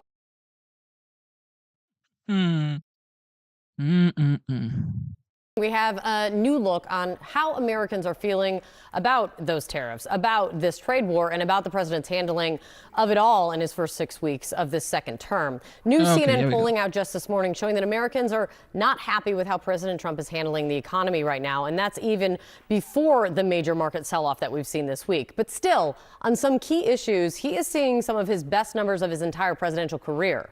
Joining us right now, CNN Washington Bureau Chief and Political Director, David Chalian. Thanks for waking up early, David. Let's start with the overall approval rating in this moment. Where does it stand for President Trump?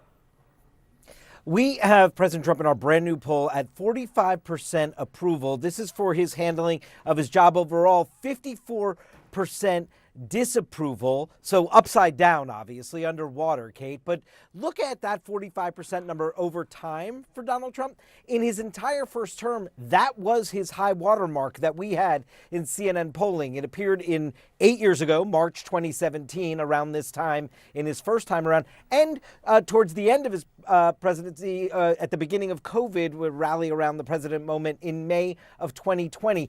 That's when he hit 45%. He left office with a 34% approval rating in 2021. So this 45% that he's at right now, that was his actual high water mark last time around.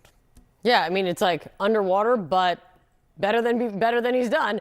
The economy, of course, remains an issue top of mind and of concern for most Americans, likely only getting more top of mind and more of concern. What are Americans saying in this poll about how they think the president is handling all of this, with a relevant note that this poll began and ended before the massive stock market sell-off that we've seen this week? Yes, but not before the chaos we've seen over the last 3 weeks. Exactly. And I think that is reflected in the numbers here. You are right. The economy is issue number one by far for Americans, as indicated in this poll. His approval rating on this issue is 44%. Trump's disapproval rating, 56% of Americans disapprove of his handling of the economy. We've never seen him that far underwater and upside down in terms of approval and disapproval on this issue in his entire presidential career. Keep in mind, ladies and gentlemen, these are the same folks that told you Kamala Harris was going to be your next president. Keep that in mind. They told you Trump was failing Okay, they told you the ballot box doesn't look good for Trump. That Kamala was going to be your 47th. The same people are telling you that Trump's disapproval rating is going up rather than his approval rating. Okay. Look here, it's usually a strong suit for him. You see, we've had him at 44% approval before, but never with 56% disapproval. So that 12-point, minus 12-point spread, if you will, that's the largest on issue number one for Americans we've ever had him in our polling. So how are people feeling more broadly then, not just about the president, his hand, more broadly about the Trump administration so far? Take a look. You noted at the top, some of his scores on some issues are the best he's ever had. Immigration, he's at majority approval. 51% of Americans approve of what Donald Trump is doing on immigration. He's close to half on managing the federal government and the federal budget. But you see, there's his overall job approval, 45% we were talking about. The economy right there, 44%. Healthcare policy, foreign affairs, and tariffs. Only 39% approve of the way Donald Trump is handling tariffs. We also asked, how are things going in the country today? And take a look, Kate. 35% say well, 65% say badly, but good news for this White House potentially. In January, that 35% number was 29%. So a little bit of an uptick in the last month in the perception of people saying how things are going in the country. It really is a lot in this poll to consider, and a lot of nuance in how Americans are feeling about their federal government and how they're interacting with it right now. And Trump's handling will be very interesting how President Trump himself interprets this. We have new CNN polling this morning, and there's a lot of interesting stuff in here.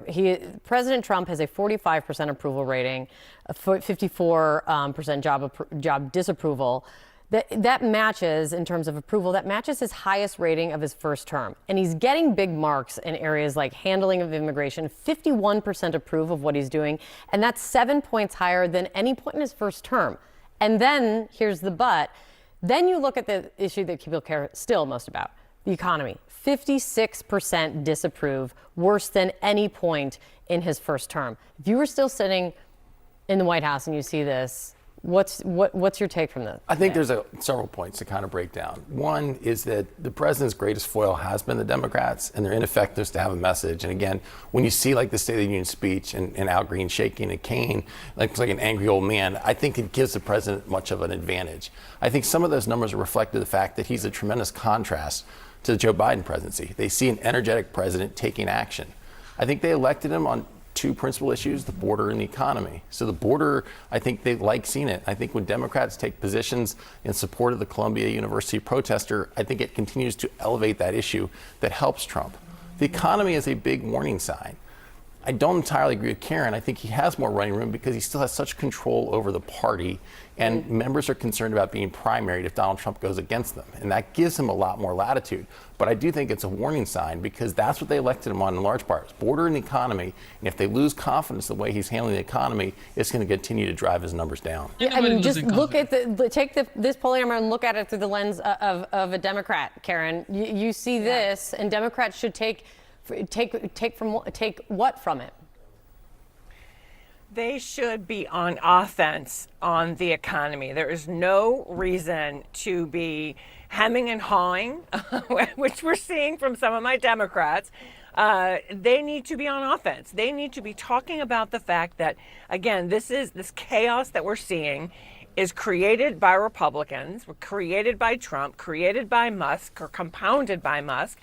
And that people are starting to say, hey, this is not what we thought we were getting with this second Trump term. And they need to be bullish about it and also to stand up to the Republicans and say, we will not accept this CR because you're not being honest with the American people about what it really does. It actually would give more power and authority to Trump and Musk to do more damage, to create more chaos. Not to mention, I'll just say, because I'm here in D.C., the devastating impacts of a $1 billion cut here in Washington, where we already don't have enough police officers and firefighters. So I think there's no reason for them not to stand up today, the Senate. This is for you, Chuck Schumer. And be bullish about the fact that this economic chaos has to stop, and they've got to use the little bit of leverage that they have today to try to do something about it. Mark Short's thought bubble right now on the CR is like my favorite thing right now. Who gets blamed? I'm sorry, Chris, my EP. He's like, please, I know. They take Karen's advice. The Democrats get blamed for a shutdown. That'll be one stopping it. We'll find out. We may find out soon enough, friends. Karen, it's great to see you, Republicans Mark. control everything. Elena Trine is at the White House for us. Everybody's doing great, okay? The press, they're feeling good because they have content. This man is giving content every single day. He's talking to the press corps. These guys are going on Air Force One, talking to them. They're asking anything they want to ask. You think Biden can do what Trump is doing? I don't think so. Economists they're more than alarmed this morning about what this might mean. But the president, how is he reacting? Seeing what happened with the markets yesterday and hearing from some of the top economists to say, hey, if this keeps going, we could find ourselves in a recession.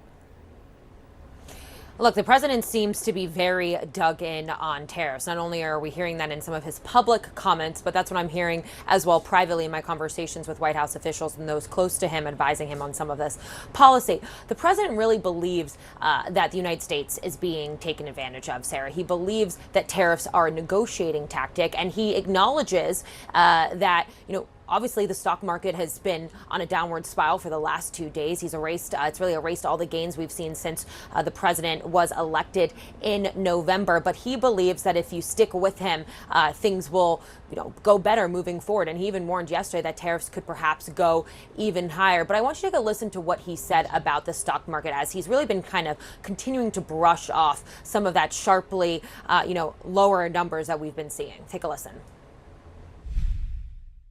Markets are going to go up and they're going to go down. Yeah. But you know what? We have to rebuild our country. Sarah, there you have it. He said they're going to go up, they're going to go down. We have to rebuild our country. That is really, again, what I'm hearing behind closed doors, why the president is so dug in on this. But one thing that's been really interesting and what I'm picking up on, I know some other reports have said this as well, is not only with Wall Street, but also those on the other end of Pennsylvania Avenue in Congress, a lot of people raising the alarm, not only about, Trump's tariff policy, a lot of that is controversial, but also questioning whether there is a bigger strategy here. What is the long-term goal on this, and how do they really see the market stabilizing in the long term? Now, this was, of course, a question as well that many of those business leaders that the president met with yesterday had questions of. This is what one of them told our CNN's Jeff Zeleny. They said, quote, there was no new clarity or certainty on what that broader strategy is. Now, we are going to hear from the president today. I'm wearing green. We're going to hear from as well when he meets with Ireland's Taoiseach, essentially their prime minister. I think you can expect a lot of questions on this because, again, the markets are going down. People are seeing their 401ks on a downward spiral as well. A lot of concerns and a lot of questions, and not a lot of clarity from this White House other than that they believe in tariffs and they plan to continue moving forward with them.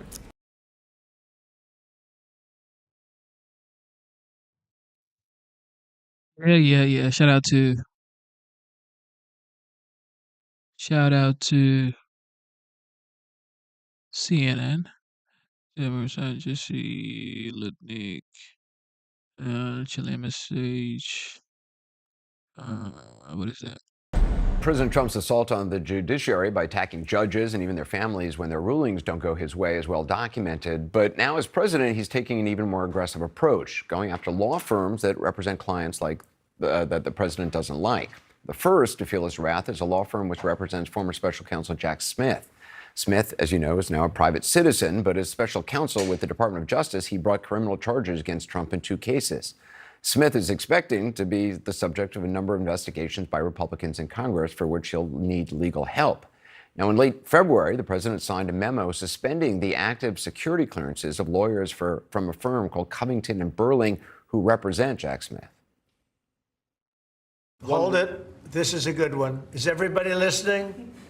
Deranged Jack Smith. We're going to call it the Deranged Jack Smith signing or bill. Go ahead. In some cases, when sensitive materials is involved, attorneys need security clearances to adequately represent a client. For instance, Donald Trump's attorneys had security clearances working on the classified documents case against him and other cases as well. If Mr. Smith's attorneys can have access to sensitive documents, the question is, can he be adequately represented in national security matters by them? According to legal scholars, it could also violate the First Amendment's right to free speech, the Fifth Amendment's guarantee of due process, and the Sixth Amendment's right to effective assistance of counsel. It's not just one firm that's been targeted so far. Another firm, Perkins Coie, it's called, they've been targeted. They represented Hillary Clinton's campaign when she ran against Trump, and they hired an opposition research firm, which ended up producing the now infamous Steele dossier. Lawyers at Perkins Coie are currently working on a case challenging Trump's ban on trans service members, and the president has also attacked them for having internal diversity initiatives. 4 days ago, that law firm's security clearances were also suspended, and they've been banned from entering some federal buildings. This is an absolute honor to sign. What they've done is it's just terrible. It's weaponization. You could say weaponization against a political opponent. And you're looking at about 15 different firms? That or more, sir, yes.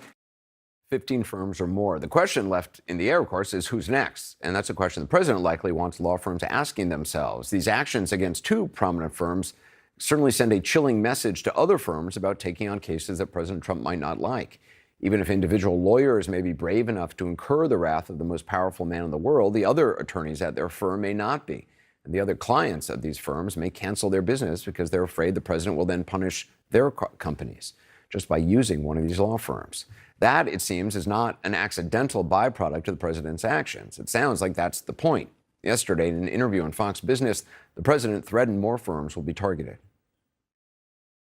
We have a lot of law firms that we're going to be going after because they were very dishonest people. They were very, very dishonest. I could go point after point after point, and it was so bad for our country. And we have a lot of law firms that we're going after.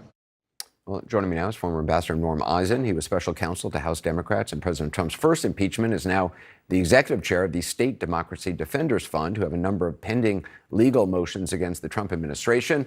And just this afternoon, according to this posting by Director of National Intelligence Tulsi Gabbard, Norm's security clearance was revoked per directive of the president. I'm also joined by Erin Mulvaney with the Wall Street Journal, whose latest piece is titled "Fear of Trump Has Elite Law Firms in Retreat."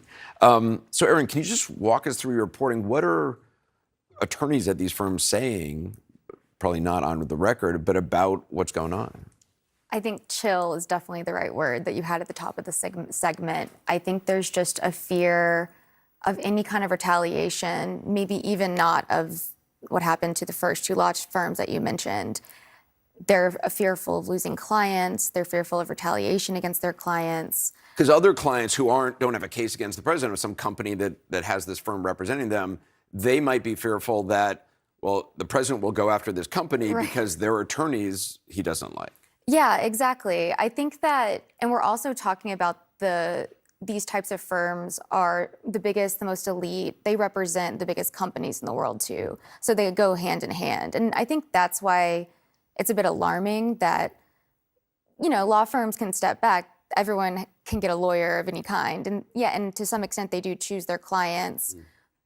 Well, they do choose their clients, but it's a matter of, but they're just doing their job. That's what the lawyers would say. But the idea that Trump is willing and will retaliate against them if there's a perceived notion that they're coming after him or enemies, I think that's what's alarming. Yeah. Even the biggest firms out there. And wait, I don't get it. Is he supposed to just sit back and say, you know what, attack me, I'll take it because I'm Batman? What? He's supposed to retaliate. He has to retaliate. What do you expect? Well, because we're lawyers, we're doing our jobs. Yeah, he's the president. He's doing his job as well. Do your job and let him do his job. Norm, I mean, you're involved in multiple cases challenging the administration. We mentioned your security clearance getting pulled. But by the way, does anyone notify you, or did you just hear that through Tulsi Gabbard's, announcement? My phone started blowing up. Look at Tulsi Gabbard's tweet. And Anderson, President Trump had said he was going to do this several weeks ago, right after we secured a court order in one of our cases at Democracy Defenders, protecting thousands of FBI agents from retaliation for working on January 6 cases. So you really have to see this as a kind of a backhanded compliment. We're working on over a dozen cases, and we've gotten those orders in many of the cases in response to illegal behavior by the administration. And this is more retaliation. Plenty of lawyers are going to stand up to it. And Aaron, in terms of the retaliation, it's revoking security clearances. What else? There are also firms that work with big companies that have government contracts, and Trump is asking to investigate those government contracts and potentially revoke them. Which Wow, is so not just related to the case lucrative. they're working on, just any government contract this firm may have. Right. I mean, if you read the executive orders, it's very clear that the firms are being targeted, not the work they're doing necessarily. Even the one about Jack Smith is about the firm being the problem. Wow. And the second was much more sweeping. It called for investigations into DEI practices, revoking of government contracts. You mentioned access to federal buildings. It's written a little broadly, so it's not clear if that means federal courthouses. And the second law firm, Perkins Coie, has said that they see it as patently unlawful, the move, and they will challenge. And Norm, I mean, for you, this feels like, I mean, administrations have had contentious relationships, you know, with law firms in the past, but this feels like they're pulling levers which have not been pulled before. Anderson, it's illegal. It's a violation of the Constitution. The first time they try to keep me out of a courthouse will be right in front of a judge within minutes. I guarantee you that judge will have me in the courthouse. You have to understand it in a pattern, Anderson. Donald Trump said he was going to be a dictator on day one. The essence of dictatorship is breaking the law, and these unconstitutional what's illegal actions, about this? Well, it violates First Amendment, freedom of speech. There's no due process at all. It cuts off my client's right to counsel if I need, and I do, security clearances to represent clients. This won't hold up in court, just like so many others of Donald Trump's actions. Illegal spending freezes, Mr. Elon Musk and Doge pawing over personal data, the firing of those FBI agents. I'll be in court this week on an illegal firing of tens of thousands of probationary employees. We've gotten order after order from the courts, myself and our partners, cutting that off. Yes, you need lawyers and law firms to bring those cases, but the retaliation won't work. Perkins Coie got one of the best firms in the country to represent them. And I think you're going to see some law firms will be scared, but many attorneys are going to take this as a backhanded compliment. Anderson, you know what? I'm doubling down, and so are my colleagues at Democracy Defenders. I heard a number of firms turn down, I think Perkins Coie initially, but they do have a very good law firm now representing them. Ambassador Norm Eisen, appreciate it. Aaron Mulvaney as well. Thanks so much.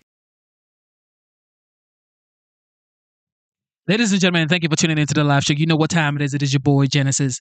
Everybody, double tap your screen twice. Double tap your screen twice to give this video a like. And join the membership. It is $4.99. Support the channel. Support the channel. It is $4.99 to be a member of this channel. And do you want to keep going? You guys want to keep going? Elon Musk used to be the dam's hero, according to Jess. Today, inflation dropped to its lowest level in 3.5 years. Illegal border crossings are now down to about zero. Gas is back down to below $3 a gallon. Mortgage rates have dropped for 6 straight weeks. Jobs are up. Unemployment's down. $2 trillion in private money is being invested in America. DEI is dead. The government's more efficient. And Ukraine's agreed to a ceasefire. But Bernie Sanders says he's scared. Here we have it. These are, the scariest times in my lifetime. That's all. I mean, I think that's objectively the truth. He is now trying to end what the founding fathers were pretty smart about, creating a form of government where there were checks and balances, a legislative body, an executive body, and a judiciary. What is Bernie, like 100? He's lived through the Cuban Missile Crisis, 9/11, COVID, and he's scared of the Golden Age? No. When Hillary told him to drop out or else, that was scarier. But even scarier is being stranded in outer space. Biden left 2 astronauts floating around up there. Elon offered to save them last year, but Biden said no.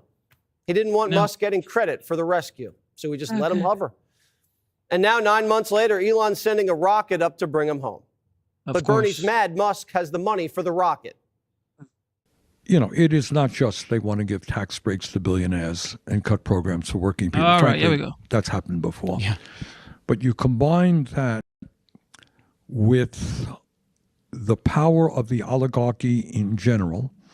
You combine that with Mr. Musk owning Twitter and able to send out his messages to hundreds of millions of people. It's not only the power of money, it's also combined with that, the movement toward authoritarianism. Elon saving stranded astronauts with SpaceX, saving Ukraine with Starlink, and saving free speech with X. But Bernie's mad Musk's megaphone is bigger than his. It's not the size of the megaphone, Bern. It's what you say into it. And what are these programs for working people Musk's cutting? Could it be the $750,000 to examine social networks among Black and Latino sexual minority men in New Jersey? Or $700,000 to study cannabis use among sexual minority gender diverse individuals? $100,000 for assessing sexual health for gay Latinos in the agriculture community? $600,000 for teen pregnancy prevention for trans boys. Thank God. No more boys are getting pregnant. It's an epidemic. Democrats used to be down with Doge.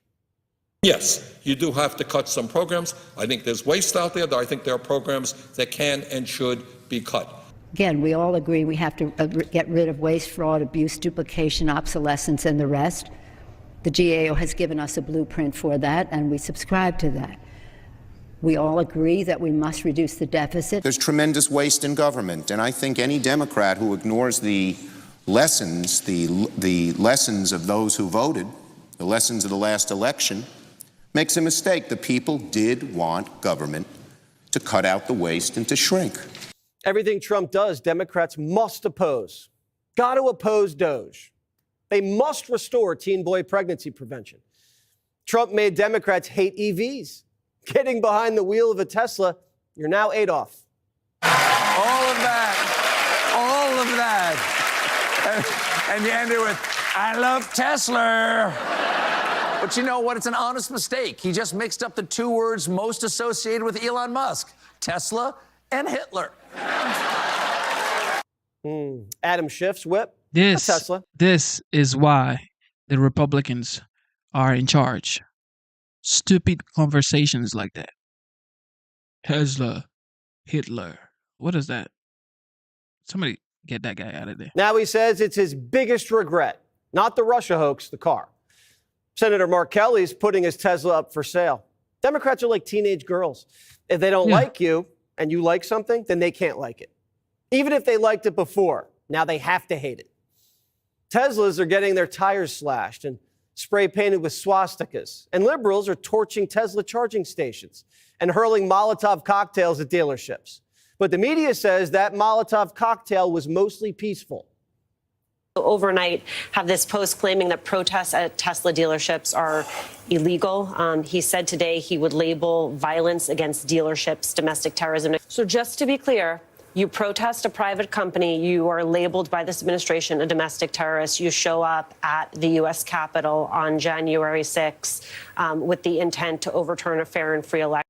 They're not protesting peacefully. They're burning down Tesla auto dealerships.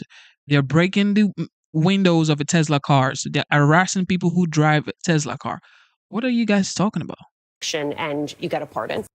47 went green, bought an electric car. He's saving the planet. That's what they tell us. Nope. It made Chuck sick. Just turns your stomach at what they do to help one another. What do you think Americans think of that when they see Trump pushing Elon Musk, the richest man in the world's Teslas? A man born with a limousine, who for the rest of his life will be driven by Secret Service, was supposedly buying a new car and checking out his EV options. What a joke. He turned the White House into a car show trying to help put a floor under the plummeting stock value of Elon Musk's Tesla. You know what turns my stomach? Watching Schumer grill.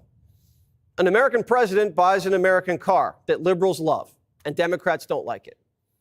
Shady Kazakhstanis gave the vice president's son an electric car. He didn't like it, so he turned it in, and the same shady Kazakhstani bought him a Porsche. That didn't turn Chuck's stomach then, and neither did Joe flying Hunter to China and coming back with bags of cash. And Coons thinks it's suspect to turn the White House into a car show.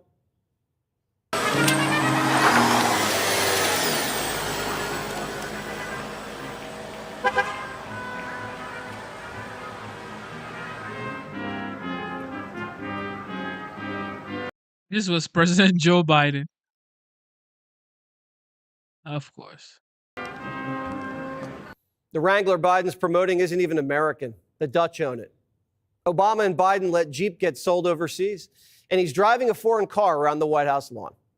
During an EV summit, he invited every electric car maker except Tesla. Joe snubbed Musk, the largest EV maker in the world. And then he sued Musk for not hiring migrants. The Democrats and Musk had a bad breakup. You know how these are. They used to be in love. We're going to try to see if we can accelerate this kind of collaboration through what we put forward. So it's the right plan. Good. Well, congratulations. This is terrific. Thank you very much. How's the car doing? It's doing great, actually. Yeah? How do you split your time between car and rocket? Well, it's usually about 50-50. We should have the sedan on the roads in 2 years. And it'll be the best car on the roads by far. Musk didn't change. Democrats did. Musk never changed. He's always been that person, okay? He's always been the person who is optimistic about the future. You could tell from the way he was interacting with Obama. But Democrat didn't take him seriously. He's always believed in free speech and free enterprise. He didn't make his money shorting the pound like Soros, so we could use it to open our border and prisons. He's making cars that liberals say save the planet and trying to put rockets on other planets. The progressives hate that Musk's making progress. And they hate that he's young and fun and not in the shadows like their sugar daddy Soros. Again, like a teenage girl, they blackballed Elon, and then he became even more popular. And now they hate him, but they really hate themselves for losing him. Forgive me, but what's his end game? I mean, I know look, he wants to be the first trillionaire in the world. I mean, what's his end game here? Well, you know it. You guys, you created him, Governor. I mean, you By guys. the way, in many respects, California did. It was our regulatory process and our subsidies to create this market. You're 100% right. I think you're right. Democrats loaned Musk billions to make green cars, and he actually did it. Unlike all the other dumb loans Democrats gave out to all the green companies that went belly up, like Solyndra and Sonova and that stupid electric bus company that Kamala's always yapping about. All Democrats do once they get into power is hand wealthy people money. They bail out banks, give donors green contracts. But suddenly, some wealthy guys go into government to shut down the fraud and handouts, and the media is mad. President Trump is surrounded by the wealthiest cabinet, the wealthiest administration in modern U.S. history. Does this concern you? I don't think it's so much about their wealth. I mean, you're only allowed to be wealthy in Congress. Can't be wealthy in the cabinet. We know how Elon made his money. How'd Nancy? Elon makes cars and rockets. What does Hunter make? No one wants his paintings now that Daddy's back in Delaware. What a coincidence. So it seems like the Democrats finally settled on a message to beat Trump. It's taken them long enough. Republicans are for the rich. Where have I heard that before? Oh, they've been saying it for 100 years. Maybe it used to work, but now the Democrats are the party of the rich. Billionaires donated more to Kamala than Trump. She outraised him 2-1, and he still cleaned her clock. Under Joe Biden, income inequality increased, and the Democrats and their shutdowns created the biggest transfer of wealth in world history. Zuckerberg, Musk, Bezos, Gates made more money under Biden than ever. And that's great. We're all for making money. It's just not great when the rest of the country can't get ahead. Liberals used to love these billionaires until they switched sides. You guys you loved all the oligarchs, in particular Elon, until they flipped. And remember, all the rest of these oligarchs were all progressive Democrats until 11 p.m. I don't know if they're progressive. I refer to them as libertarian, and I know these guys intimately. I've known them for decades. If Trump's doing all these favors for billionaires, why are the billionaires losing money under him? Well, because he's fighting a trade war to rebalance the economy to save the American worker. Elon has lost $100 billion since he teamed up with Trump. And he says it's worth it if he can stop the country from going bankrupt. So it's a call to action. You're hearing a call to action. Yeah. You giving up your other stuff? I mean, how are you running your other businesses? With great difficulty.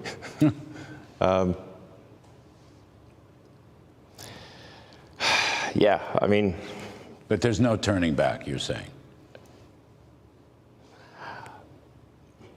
I'm just here trying to make government more efficient, eliminate waste and fraud, and so far we're making good progress.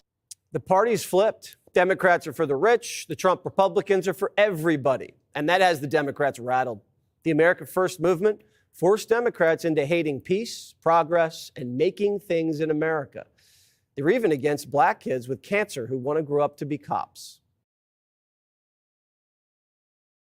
All right, ladies and gentlemen, I want us to go back to the White House. Check this out. Double tap your screen, subscribe to the channel, join the channel memberships, and let's keep going.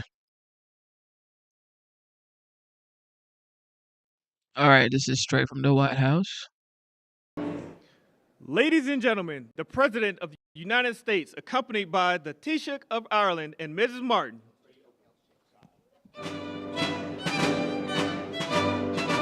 Okay. Well, thank you very much. It's a great honor. Great people. A lot of Irish friends right there. A lot of very, very good Irish friends. But thank you all for being here. Even though it's still a few days away, I want to be the first to wish each and every one of you a very happy St. Patrick's Day. It's a big day. And as a lifelong New Yorker, nobody knows the Irish better than me. I know too much about the Irish. So let me begin by saying I really do. I love the Irish. I've had great, great friends over the years, and I love the Irish, special people. And I've been to Ireland many times. I have a lot of property in Ireland, actually, and it does very well, so I like it. If it didn't do well, I wouldn't like it. But I'm always struck by the awesome beauty of the Emerald Isle and the strength and warmth and grit and grace of the Irish people. Very few people can compare. Today, we're delighted to welcome Taoiseach Micheál Martin, a very special man doing incredibly well and very popular, and his beautiful wife, Mary. And I want to thank you both for being here. The first official visit to the White House. So thank you very much for being here with us. Thank you. Thank you.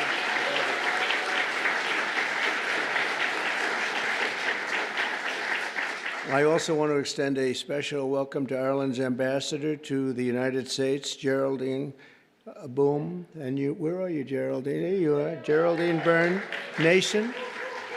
And you're going to be working with this gentleman right here. He's a very great golfer, one of the best golfers that you'll ever see. He'll be playing golf all day long.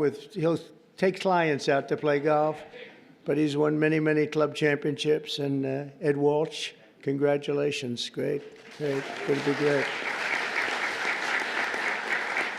We're grateful also to be joined by the members and many members of our cabinet, proud Irish Americans, Sean Duffy and Robert F. Kennedy Jr. Where's Robert F. and Sean?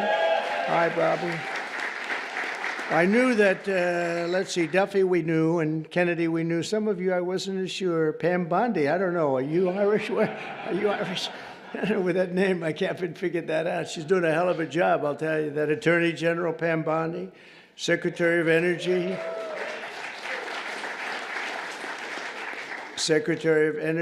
Chris Wright. And you're doing a good job. You see the oil is going down. It's going down. $65 a barrel today.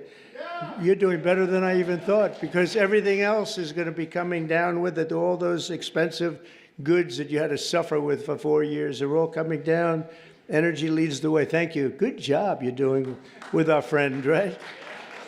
HUD Secretary Scott Turner. You're not Irish, Scott. Where's Scott? Give me a break, Scott. You know, I want to be politically correct and not mention it, but I'm going to say, how much Irish do you have in you, Sean? I don't know. He said 0. That's right. Secretary of Veterans Affairs, Doug Collins. Doug, thank you, Doug. You're Irish. EPA Administrator Lee Zeldin. He's one of the most important guys. He's going to get those approvals. A nuclear power plant will take less than 2 weeks to get approved, right, Lee? They used to take 15 years. We're going to do it in a couple of weeks. U.S. Trade Representatives Jamieson Greer. Where are you, Jamieson? Jamieson Greer. Thank you, Jamieson. And I also, there's a very special man here that I've been watching a long time. One of the greatest dancers ever in the world. Michael Flatley is around here someplace. There's nobody like this guy. Great, Michael. I've watched him, Radio City, I've watched you a lot, Michael. His feet, the way they moved. I don't know how the hell you do it. Can you still dance like that, or is Father Time caught up? You know, Father Time has never lost. You know that, right? But you're doing great. You look fantastic. Also with us are Representatives John McGuire. John, hi, John. Good. Bill Heisinger. Bill, thank you. Ronnie Jackson, Doc Ronnie, as I call him, even though he's a congressman. Special guy. John Joyce. John. Thank you, John. David Joyce. David. Thank you. And Guy Reschenthaler. You know that Reschenthaler. That's actually the way you pronounce it, you know. Nobody else gets it right. I got it right, but it's a hell of a name. But despite that, he's very successful at what he does, which is politics. And he's a great guy. Thank you, Guy. We have come together to this beautiful White House this evening for the annual Shamrock Ceremony, a living symbol of the long and unique friendship between Americans and the Irish. And we're always going to have that friendship, just like we have a great friendship. We'll always have that very special friendship. This wonderful tradition dates back to 1952, when the first Irish ambassador to the United States sent President Truman a box of shamrocks as a gesture of goodwill. You hear that, Walsh? The first. You're not the first. I don't know what you are. What number are you? Do you have any idea? It's been a long time, right? Let's see. I could figure it out pretty easily. The bond between our nations as the old America itself, and it is as old as our country. So many Irish volunteers risked their lives in the American Revolution, and George Washington described Ireland as, quote, the friend of my country in my country's most friendless day, meaning Ireland stuck with us when we were not doing so well, when it was looking pretty bad. Irish heritage gave us the boldness of Andrew Jackson. I didn't know Andrew Jackson was Irish. The brilliance of F. Scott Fitzgerald, Henry Ford, and Walt Disney, and the leadership of the late, great President Ronald Reagan.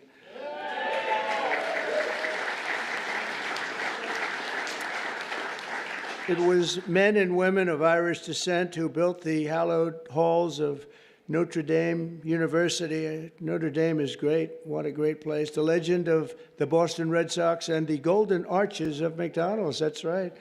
Today, 1 in every 10 Americans trace their roots back to the old country. We're discussing, we have 5 million people living in Ireland, but we have 35 million people living here, right, of Irish descent. That's a pretty interesting statistic. I was looking at all these great dancers over here. You are very beautiful. Are you all great dancers, right?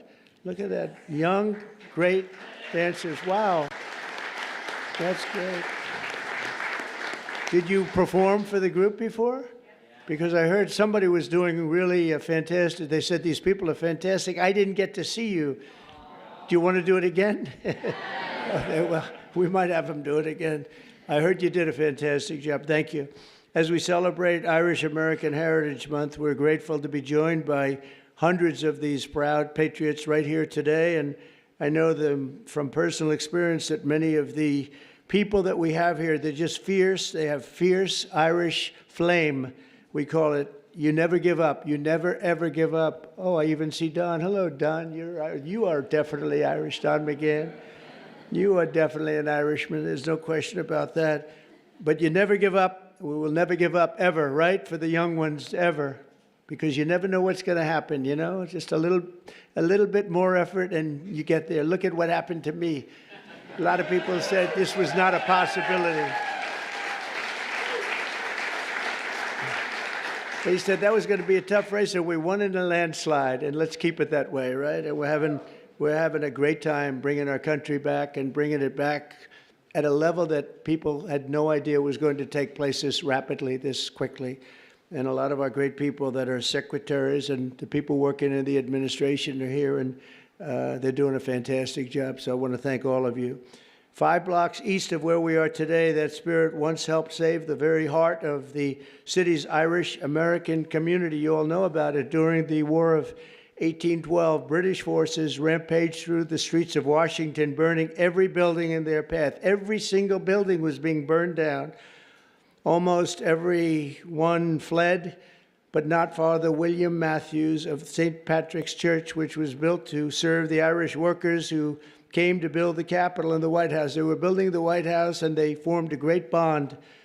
And they were doing the pretty important buildings, the White House and the Capitol. I would say that's about as good as it gets. As the fire spread, the priest and the group of his parishioners said that we're just going to have to barricade ourselves in. We're going to have to do something because it's really bad. It's really dangerous in here.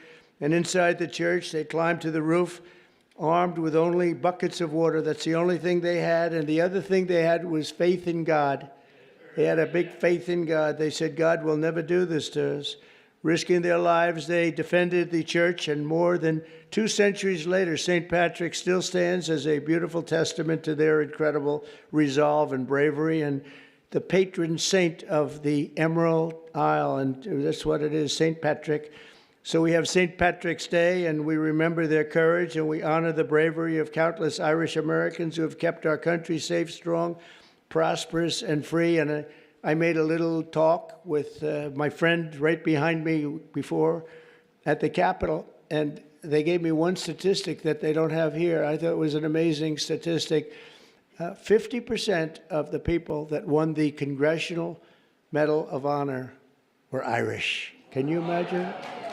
And I want to check on that, because that sounds to me, it's just that. I want to, Pam, would you please have that investigated? Because how is that possible? Seriously, how is that possible? I was very surprised to see that, Mary. Would you agree that that's possible? With the Irish, anything? With the Irish? No, think of it. The Congressional Medal of Honor is the highest award you can get in this country. And 50%, well, they also have the Presidential Medal of Freedom. But I will say the Presidential Medal of Freedom, it's much easier to, I mean, you get it for achievement in something, but you don't have to take many, many bullets, although there has been one bullet that was, there's been one bullet that was not too good. I'm the only one, the presidential, that got that. But think of that, 50% of the people that received the Congressional Medal of Honor had Irish heritage and were involved in some form with the Irish, and that's pretty good. That's a pretty big statement. In closing, I want to remember one more Irish-American patriot our nation lost this week. In 1979, Anthony R. Dolan, some of you know that name, a lot of the people that work in the White House know it very well, became the youngest ever Pulitzer Prize winner for his reporting on government corruption in Stamford, Connecticut. In 1981, he became the chief speechwriter to President Reagan, whom he served for 8 years. That's a long time. That's the full time, 8 years, coining the phrase evil empire. That was his word. That's a very famous, if people aren't here, the evil empire was a very profound statement. Tony served as a White House advisor throughout my first term, and most recently was a special assistant to President on domestic policy and the Domestic Policy Council. He passed away early Monday morning, and his family is devastated, to be honest. They're devastated. A couple of the family members are here, but they're devastated. He was a great person, great, brilliant writer, and so he will be very greatly missed. And Tony is looking down on us right now, and he was so proud of what he did and his heritage. He was so proud of his heritage. So I want to thank him and his family for the incredible job they did. Once again, let me wish everyone a very happy St. Patrick's Day. And with that, I would like to ask Taoiseach Martin to say a few words. He's a very, very special man in Ireland. As you probably know, he's a very popular guy, which is not easy in Ireland. And it's an honor to have both Mary and Michael here with us, because we really, we've gotten to know each other very well, and they're great people. Thank you very much, everybody.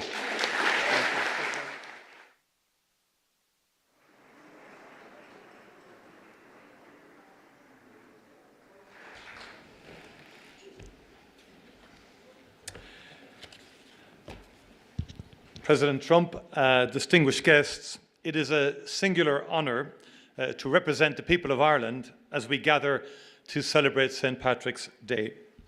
The time-honoured tradition of the Shamrock Bowl ceremony is an important moment to reflect upon the relationship between our two countries. Mr. President, as you said on an earlier St. Patrick's Day, and I quote, "Through trial and triumph, ups and downs, thick and thin, the extraordinary Irish people have stood by America's side, and America will always stand by theirs." Our peoples have stood side by side for a long time. And next year, the United States marks the 250th anniversary of the Declaration of Independence. Of the 56 signatories of that historic document, 3 were born on the island of Ireland, and many others were of Irish descent.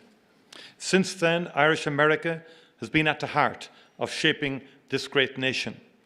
The ideals of liberty, democracy, and equality of opportunity forged in this country did much to inspire Irish independence. Our histories are interconnected because our people are interconnected. Today, as the President has said, more than 30 million people claim Irish ancestry in the United States.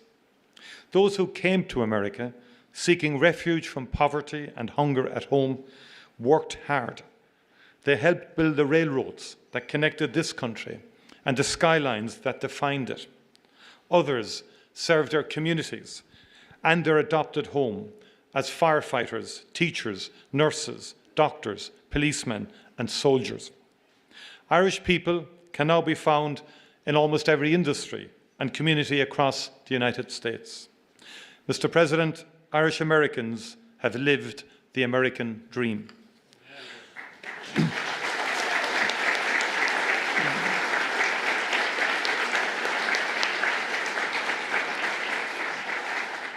I saw that for myself earlier this week in the great state of Texas, where I met Governor Greg Abbott, attended South by Southwest, and learned about exciting economic opportunities that abound in the Lone Star State. I met with Texan-based companies using Ireland as a gateway into the European market, as well as the Irish companies investing in and buying from Texas. All across the United States, men and women go to work every morning in Irish-owned companies. These companies play a key role in the US economy, operating in every sector, in every state. Some of your great American manufacturing companies count Irish buyers as their top client, with order books worth many billions of dollars supporting the jobs of thousands of fantastic American workers. Ireland is now in the top 10 as a source of foreign direct investment in the United States. Not bad for a small island.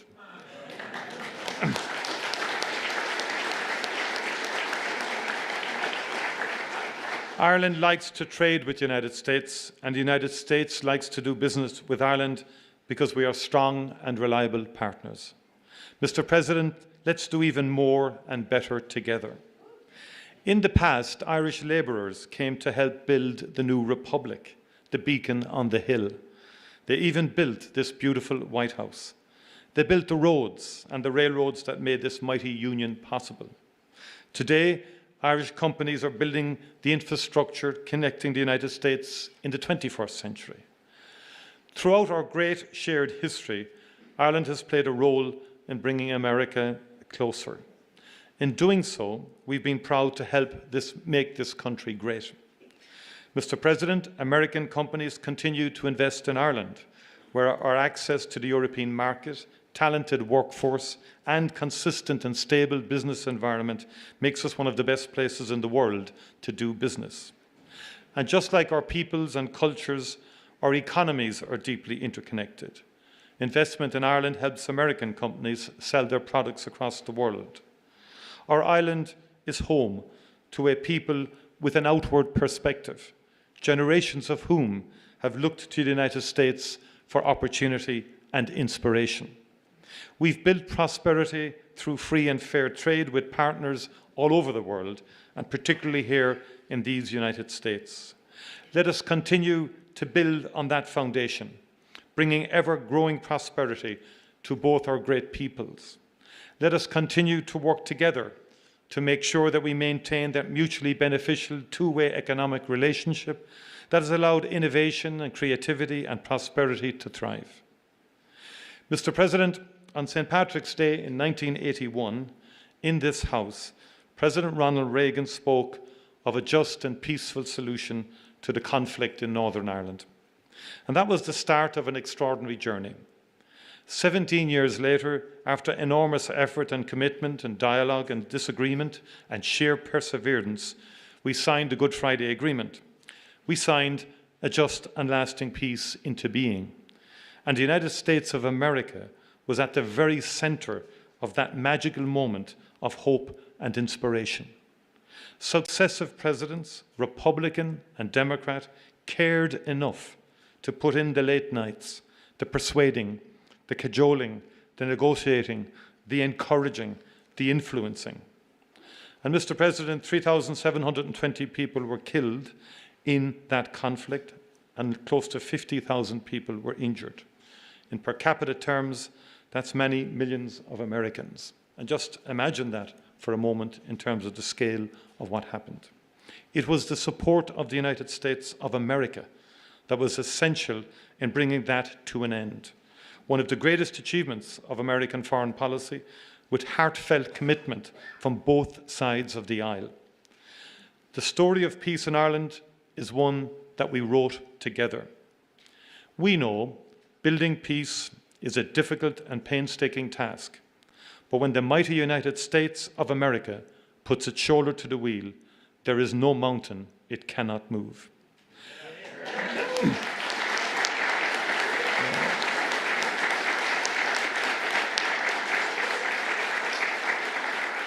Mr. President, I welcome the unrelenting focus and energy you have brought to the search for peace in Ukraine and in the Middle East since your first days in office.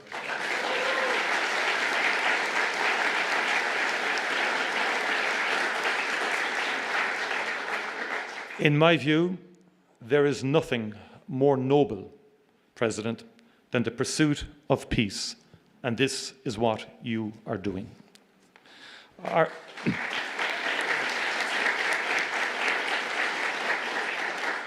Ireland is ready to work with you and our international partners to end conflict and especially to bring just, lasting and sustainable peace to the people of Ukraine and the people of the Middle East.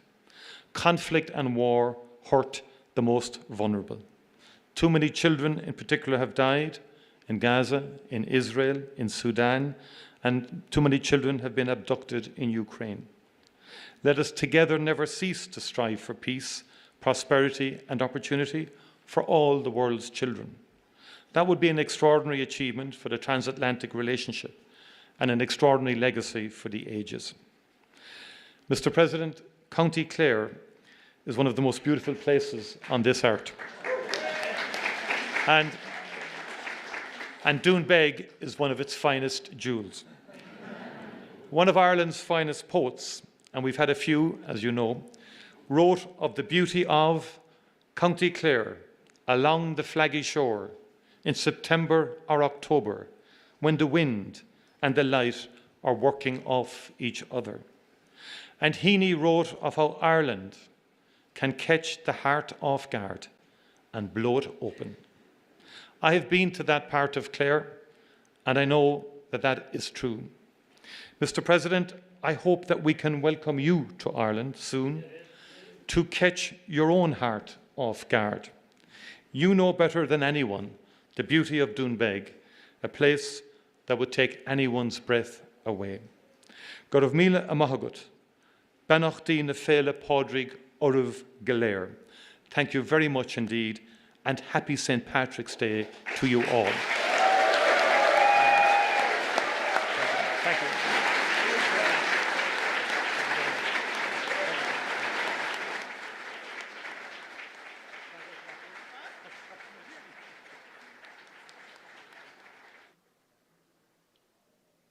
time-honored tradition, I'm going to present a bowl of shamrock to President Trump.